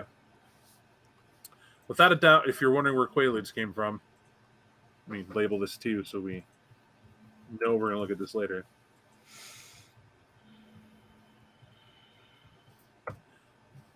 The first thing you're going to come across is this tray. It's hard not to see it. It's kind of half floating, half turned over, and the pills are just sticky enough to where they're still there. I don't know if you've ever experienced this. You ever lick a pill with a casing and try to like touch it to flesh or put it somewhere and let it dry? It's pretty aggressive on where it wants to be, right? That sort of effect doesn't shock you. What is weird, though, is that a lot of them feel pressed into the glass itself. Whatever powder was on it's long since washed off. But there it is. I mean, that alone would be fun just to piece through. But it's also the sheer amount of, like, it was best said in the report, but it's sex toys of a very dubious nature. They're just kind of piled. You had the impression before that maybe they got suited up. I do believe you said something about a strap-on was used. This tells a different tale. Because looking at it kind of piled on, it's like they didn't need it. None of it has any blood or evidence of anything at all on it. Or someone came and washed it and it's dried and it's too late. But you doubt that. Of the blood they're talking about, a lot of it could have fallen right through the grates. This room is designed, and I should explain this. A dive room is not meant for comfort. It's literally meant to have as much water as it can go back down, and drying under these depths is going to be hard to do. So to avoid all that, everything's designed to kind of filter back to the waiting pool or out to where it should be, right? And that's the whole idea. Yes, there is cold, hard steel to stand on, blah, blah, blah, and that's there, but there are also odd places for suits that are hanging up that are missing. Now, you're no expert, but there are 3 spots. Should be 3 places for deep diving suits. Someone would get suited up in some weird monstrosity with a big helmet, maybe. Something you'd seen in a Sigourney Weaver film, and maybe some aliens involved, and they would drop down and do whatever the hell it is you do in those. It's not your concern. Why are they missing? They're not even there. So that's a baffling point. But beyond that, this game has a very brilliant investigative thing. You don't have to be the investigator, but whether or not I'm going to give you information about the scene that you see it, there might be a move that you have or an action you'd like to take, and I leave that up to you both.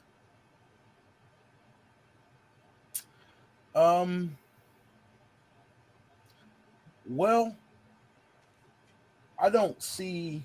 Well, yeah, I have a. There is a move that's literally called investigate, but I got a specific curiosity, right? I'm making an assumption.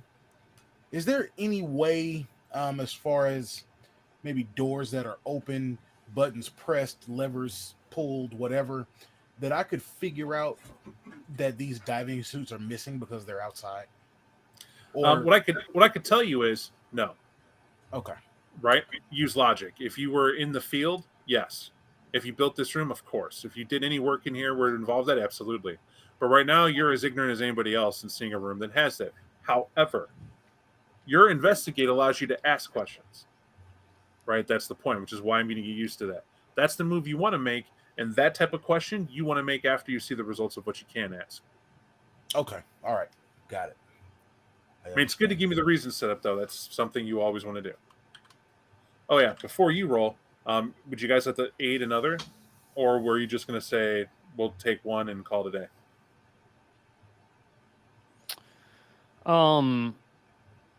I would like, well, if we're going to talk about it like that, I'd like Mike to help me out because I want to use analyst, which is a advantage that just allows me to ask more questions on an investigation roll. It's not just that, right? So if you read analyst, it's more, right? That's also a team. Like you want to get info, you want to get other things. There's things you can do to really maximize what that is. It's not just you analyzing a scene. So an analyst would cover. You have the additional questions you can ask, but you also have the background that lets you get deeper with Tracer. Is what I'm saying. Right. I didn't think Tracer would be applicable to this because that So- required a network. Well, because what I'm saying is you have a team that can add with the analyst of the total information you could get. Yeah, that team that was being distracted. Okay, yeah, all right, now that makes sense. And again, it's up to you. If you want to just say right here, I'm going to use analyst on what he finds, I guess, but that's not aiding you, really. Do you see what I'm saying? Not really. All right. So you're two people. Two people are Uh-huh. investigating a room. You're not going to be looking for the same things. Uh-huh. So what this game says is you, the player, have to tell me what you're looking for before you make the roll. What are you wanting this scene to tell you? Okay. And then you make the roll. We work on that in a negotiation. I get the feeling Mike didn't know what the hell to ask, and neither did you. Mhm. So I'm trying to jog your brain because your characters certainly would have a reason as to why they want to see this room and what they're hoping to find. Now, for Mike, he's looking for things that are odds and ends that stick out that might sing to him in the scene. Okay, we're at a difficult investigation here for him because he's trying to find literally a needle in a haystack. Right. For you, though, might be different, and that's what it is. And you would say that before you roll because that also add to the type of question responses.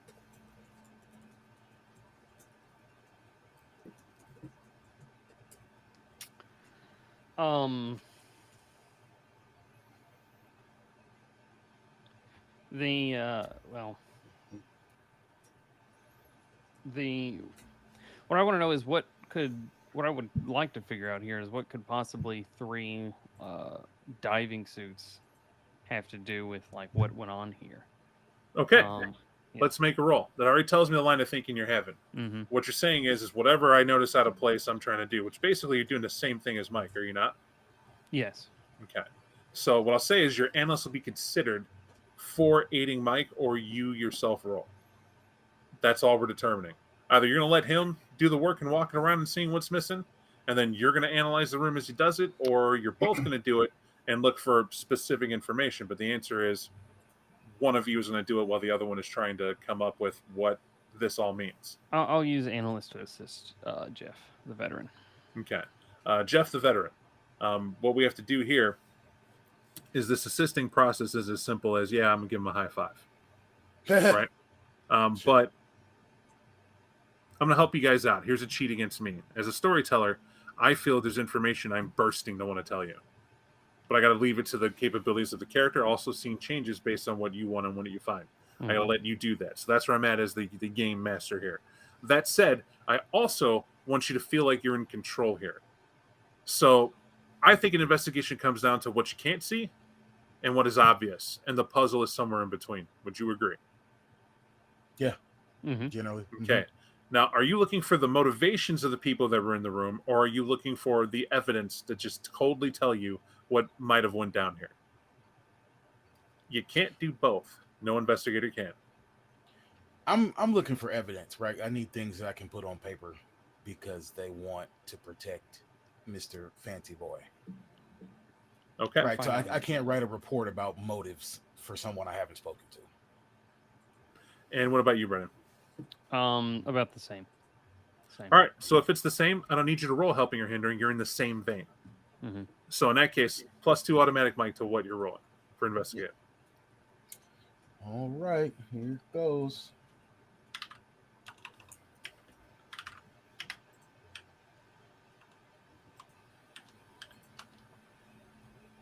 Yeah, very good. Enjoy your 2 questions, but analysts get you to ask an additional, and I'll throw them up there just in case Mike wants to root for you and say, no, Brennan, ask these questions. Sometimes that happens.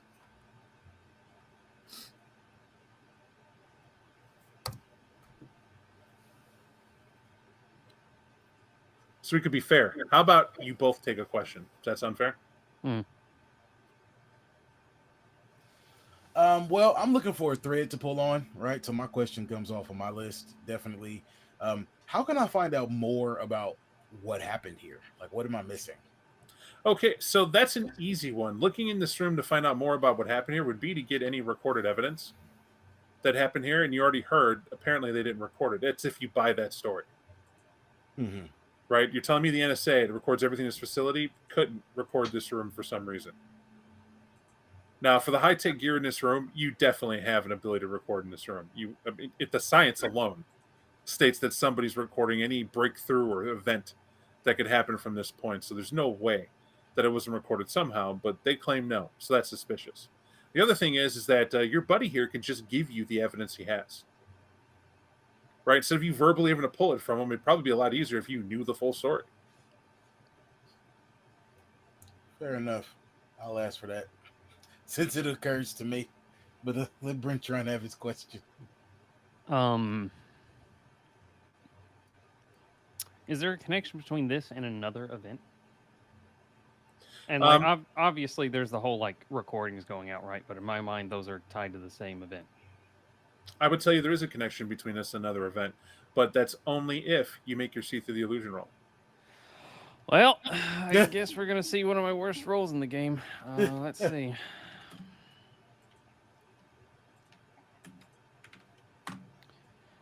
Nope.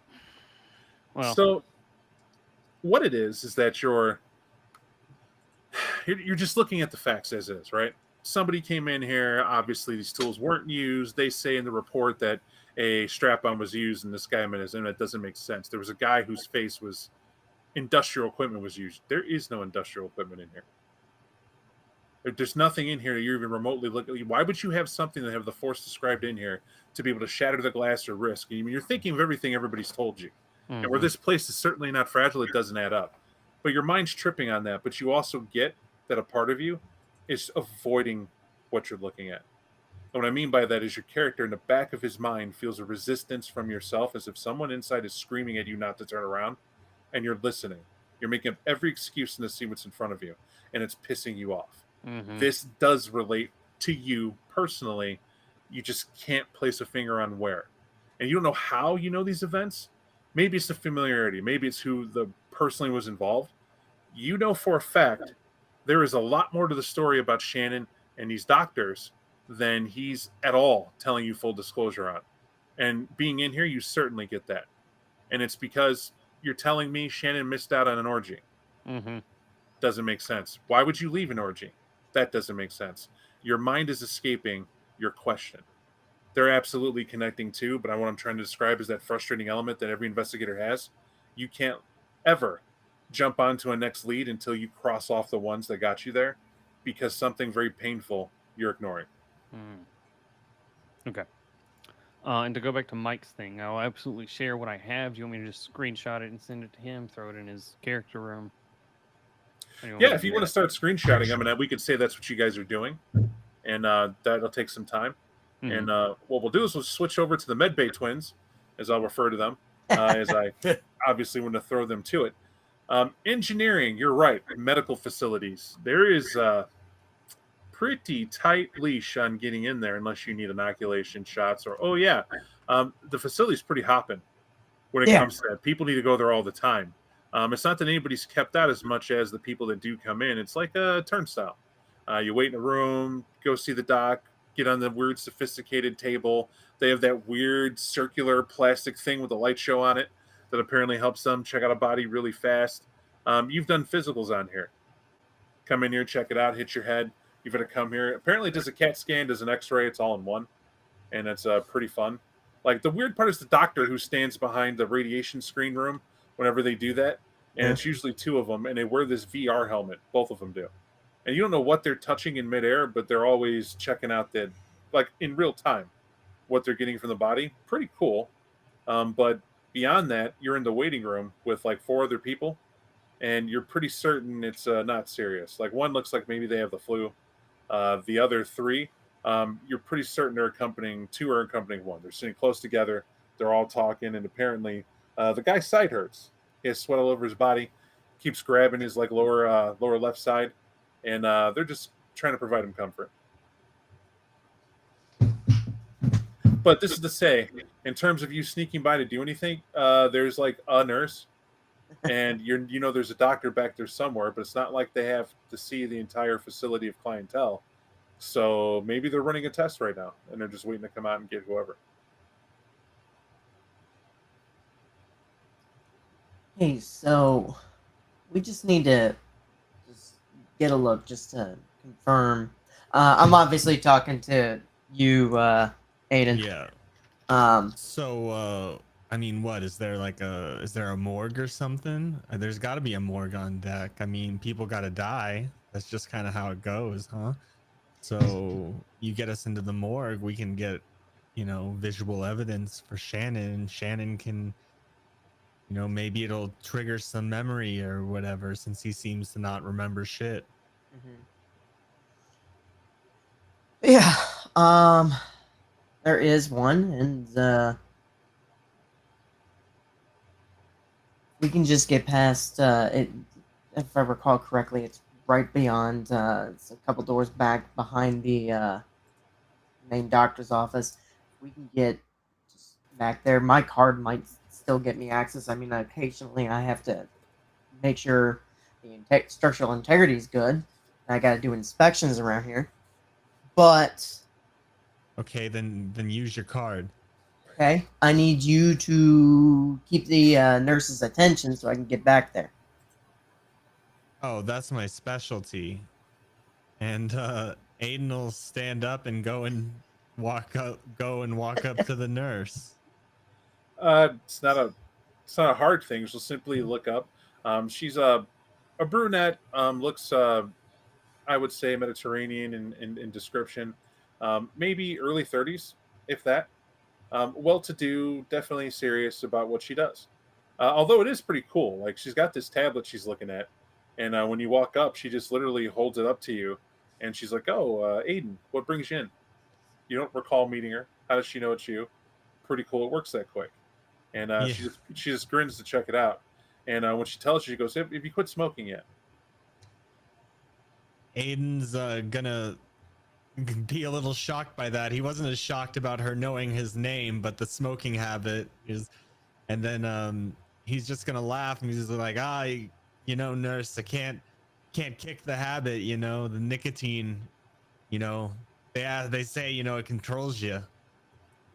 It does happen, but I saw your wellness report. Your blood levels look good. Your sleep. You're still only getting average of what, 4.5 hours sleep? Is that still holding? Yeah, I mean, I only need about 4.5 hours to run at this peak physical performance, Okay, give me 1 second. And you don't see a keyboard, but you'll watch her move her fingertips over a keyboard, or over, the desktop where she's at, as if it's a keyboard, and she'll begin typing. It takes you a minute to see that on her glasses there is a small LED light that she can see in the top right and the top left of her glasses, and she begins just tapping on top of the desk. Looking at it, she goes, "Okay, all right. What else? Is it that you wake up with..." What I'm checking to see is if you might have fibromyalgia and don't realize it. I see in here you had a knee injury not too long ago, something about falling off of Oh, well, it doesn't say what, but the assumption is you took a fall. And It was a flight of stairs, ma'am. that can have recovering problems that happen later on down the road. Do you want us to do a scan and look for that if the scar tissue is now a problem?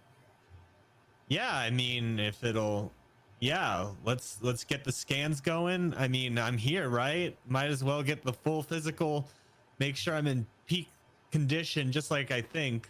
Absolutely. The doctor has to check to see if there's an actual appendicitis in progress. It just came in an hour ago.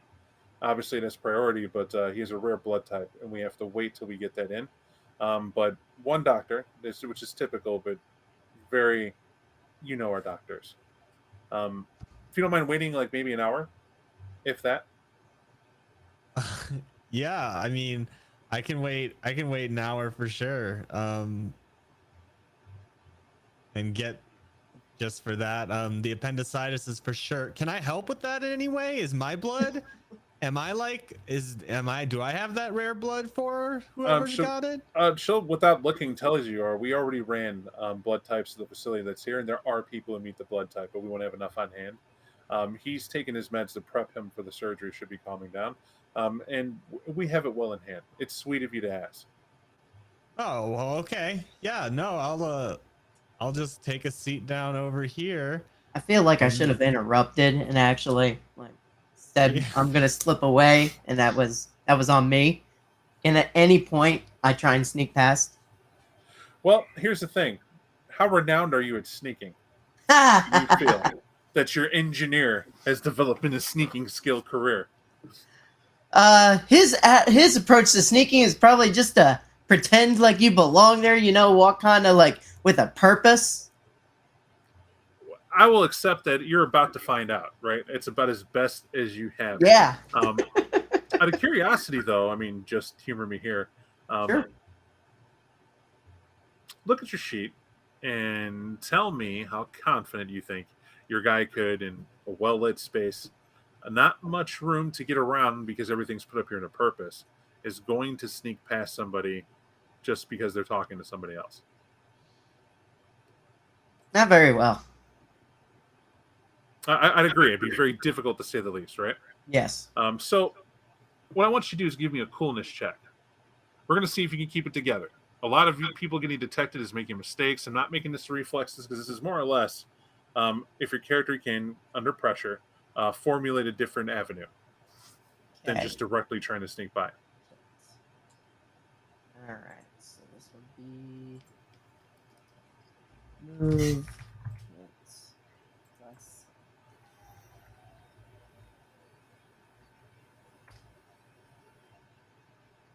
I'm sorry, I meant raw coolness. I use keep it together, not as in the move, but just flat coolness. Just flat coolness. Got it. Okay, so that would be, I think, move. That's an 8 and a 9. I certainly would take it if I were you. Yeah, I will. I am advising the player accurately, I think. Right? Why tank yourself? What goes on is that it's timing. And much like you had to interrupt there, you're trying to figure out at what point could you do that. Right when she is typing on the desktop and looking at something, nope, your buddy doesn't even notice you as you slip past. And it's real simple. You just crouch down low, wait for her to be busy to go back to re-engage with them, and when you hear her start talking again, then you move. Also, then you breathe. Right? That's an unconscious thing we do. No breathing, can't see me. And you do that, and you get to going again, and you're just fine. Miraculously. Aside from that, as you walk down the hall, you'll see that there's a room clearly marked for x-rays, and then there's an actual medical observation room. And it's up to you which one you want to go to. There's no doctor office. That seems to be it. Medical observation, I think, is what I'll check. Medical observation is pretty cool, I would say, as described. The place looks, well, otherworldly. And let me get this out for you. Mm-hmm. Fantastically, there are sci-fi pictures for all your needs. But what you're going to see is that no one's in here being operated on at all. But when you sneak in here, you see that there is Definitely a place that you'd put a body. Obviously, that X-ray ring that you remember being in here for. It's all the things at rest that are above and around that kind of get to you. But there's every sort of monitor that you can imagine a place to put up that info. And you can see that a lot of that would be projected. And you're beginning to understand that the tech that has been put here, and you've kind of known this, for what they're using, very sophisticated. And pretty cool, cutting edge, fancy stuff. However, there are no rows and rows of lockers for bodies. You begin to ask yourself a question. It's a simple one. I'm going to position this to you. We've spent billions, PR team, law team, nations agreed. Do we anticipate having people dying so much that we need a morgue? Yeah. Where would you put them? And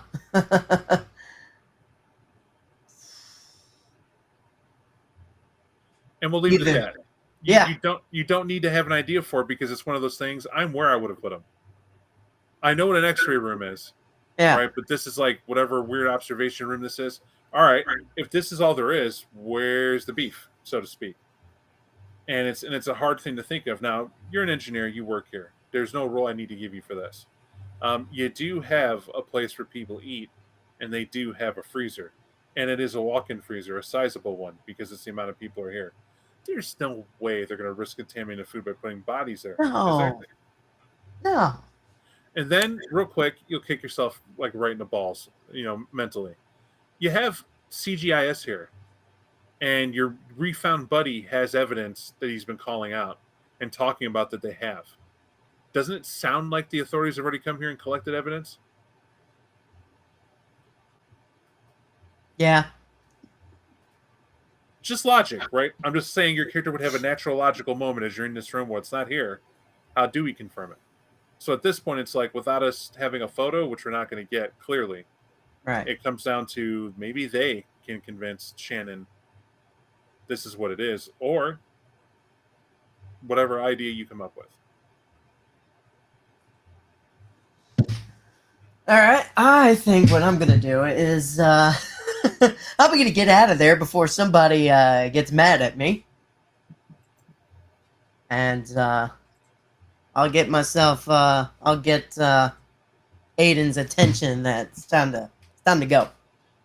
Easy enough. Aiden's sitting down waiting for his appointment, and out walks your, well, I feel safe to call Lou a buddy, as he comes walking out, and she'll look over in his direction. Can I help you, sir? As he's just like, eh. And then Aiden will look at him and like kind of just give like a thumbs up, and then be like, "I'm getting my knee checked." Oh. You have any idea how long it's gonna take? And then Aiden will take out his pocket watch and be like, "About 50 more minutes, probably." As you're waiting, he says 50 more minutes. You'll see the nurse go over, grab the guy with the hurt side, and the others will help him kind of walk, and she'll get him standing only to see what his vitals are. She'll walk over and implement them on her desktop, whatever the hell that is when she taps the top of it. She'll take her glasses off. She'll unfold a wheelchair, and will be pushing it over to get him to sit down, which he will. And they are walking back there, heading to the X-ray room. Okay, so turns out, yeah, they don't have anything back there. You don't think it's gonna sound crazy? I actually recall now that they actually don't have a morgue. You know, when somebody is getting close to end of life, they send them back to the surface. Your job's done. Get out of here. This might sound crazy, but you don't think they're crazy enough to put the bodies in the cafeteria freezer, do you? Nah, this isn't salmonella, Holmes. The fuck? Well, I That's can't think of any. disgusting. I know. I can't think of anywhere else that they would put the bodies. I'm thinking, you know what? We just need to give Shannon closure. I'll go down there. I'll ask Evan and Jeff I'll ask them if they can just give me like a coroner's report or something, a photo. Oh, that makes way more sense than what we were doing. I'll come with you. What about your knee? Oh, she's gone. I'm gonna leave. I don't got time to wait for that. Let's get the hell out of here. All right, so you two give up hard evidence to convince Shannon. No, they're dead, really. We won't trust the investigative cops who told you they were from a file. We're going to get it from the horse's mouth. And we'll be right back. And we found out the problem with that. Really sweet. But also, I don't want you to feel like that was for naught. Two things were confirmed to you, that if you have to investigate, that is the place. Mm-hmm. To look at something right there. And right now, that's probably more gold than you think. We'll call that foreshadowing. But the other thing is that the tech that people use is operating in a different way than you're used to. It's definitely on a level you haven't seen, but it's very fascinating that it's that quick. A lot of what you're looking for might be answered down here if you have to find that assistance. However, you'll go looking for the investigators, and this is going to end today's game, or right here. It's a good stopping point because you guys want to reconnoiter again, maybe want to try some different stuff, etc., and that gives plenty of time for next game. I know that this is an investigation game, and it could be dry at points, and you don't know the full story. I'm tickled at how well it's going already, personally. So it's pretty humorous. I also like the die rolling that you guys are exhibiting, and natural, intuitive, smart find with that Discord die bot roller for Kult. I think it's great. Makes it real easy to follow up and keep on. So we'll tune in next time, folks. That brings us to a close. However, you may be thinking, Noms, joke's on you. None are needed. We'll not be playing this game long enough to watch your long rise and awesome character advantage future grow in any type of way. This is meant to be a story of made characters with a start and finish. However, I will not take away anybody's time in the sun if you want to give props or anything else to whoever, and now's the time. I think DJ plays a great scumbag. Yeah, DJ's a fantastic scumbag. He made Bernoggle feel bad for him. I was just like, oh, my heart, poor Shannon. We're gonna have to like get you numb to pity. Playing all of us in the room. I give. Go ahead. I'm sorry. I'll let you yeah. I started to like scribble a relationship tree, and I was like, "Fuck! Why is my character at the center of this little chart?" I give my nom to Brian this time. I think because of his street man being, of course, like the archetype agent. Like he plays that well. He's like, oh shit, now I'm kind of stuck to it. Now he's playing the role of both Morgan Freeman and Brad Pitt in Seven. He's just trying to get. I thought he acted that. Shannon, stop fucking around. Stay sober, buddy. I need answers here. Give me answers. Bernoggle let me say a phrase that I thought was great, one of my favorite. It's what was it? We're at the bottom of the ocean. Who else would get drugs down here? It's funny because my character was literally built for that shit, and I immediately started getting all from left and right, and I'm just like, well, I'm not gonna tell him that I got the drugs, but I already know. I told you, and you didn't listen to me. Our relationship will go so much better if you just assume I know everything.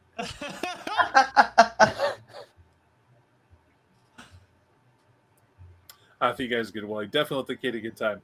As I said, sorry about the length of time. I don't like talking exhaustingly when we're here for game time. That will be considerably less, and that's a good point. But you need to start on something, so that's where we're at. Thank you, everybody, and we'll see you in 2 weeks. It's 2 weeks. See you Later. later.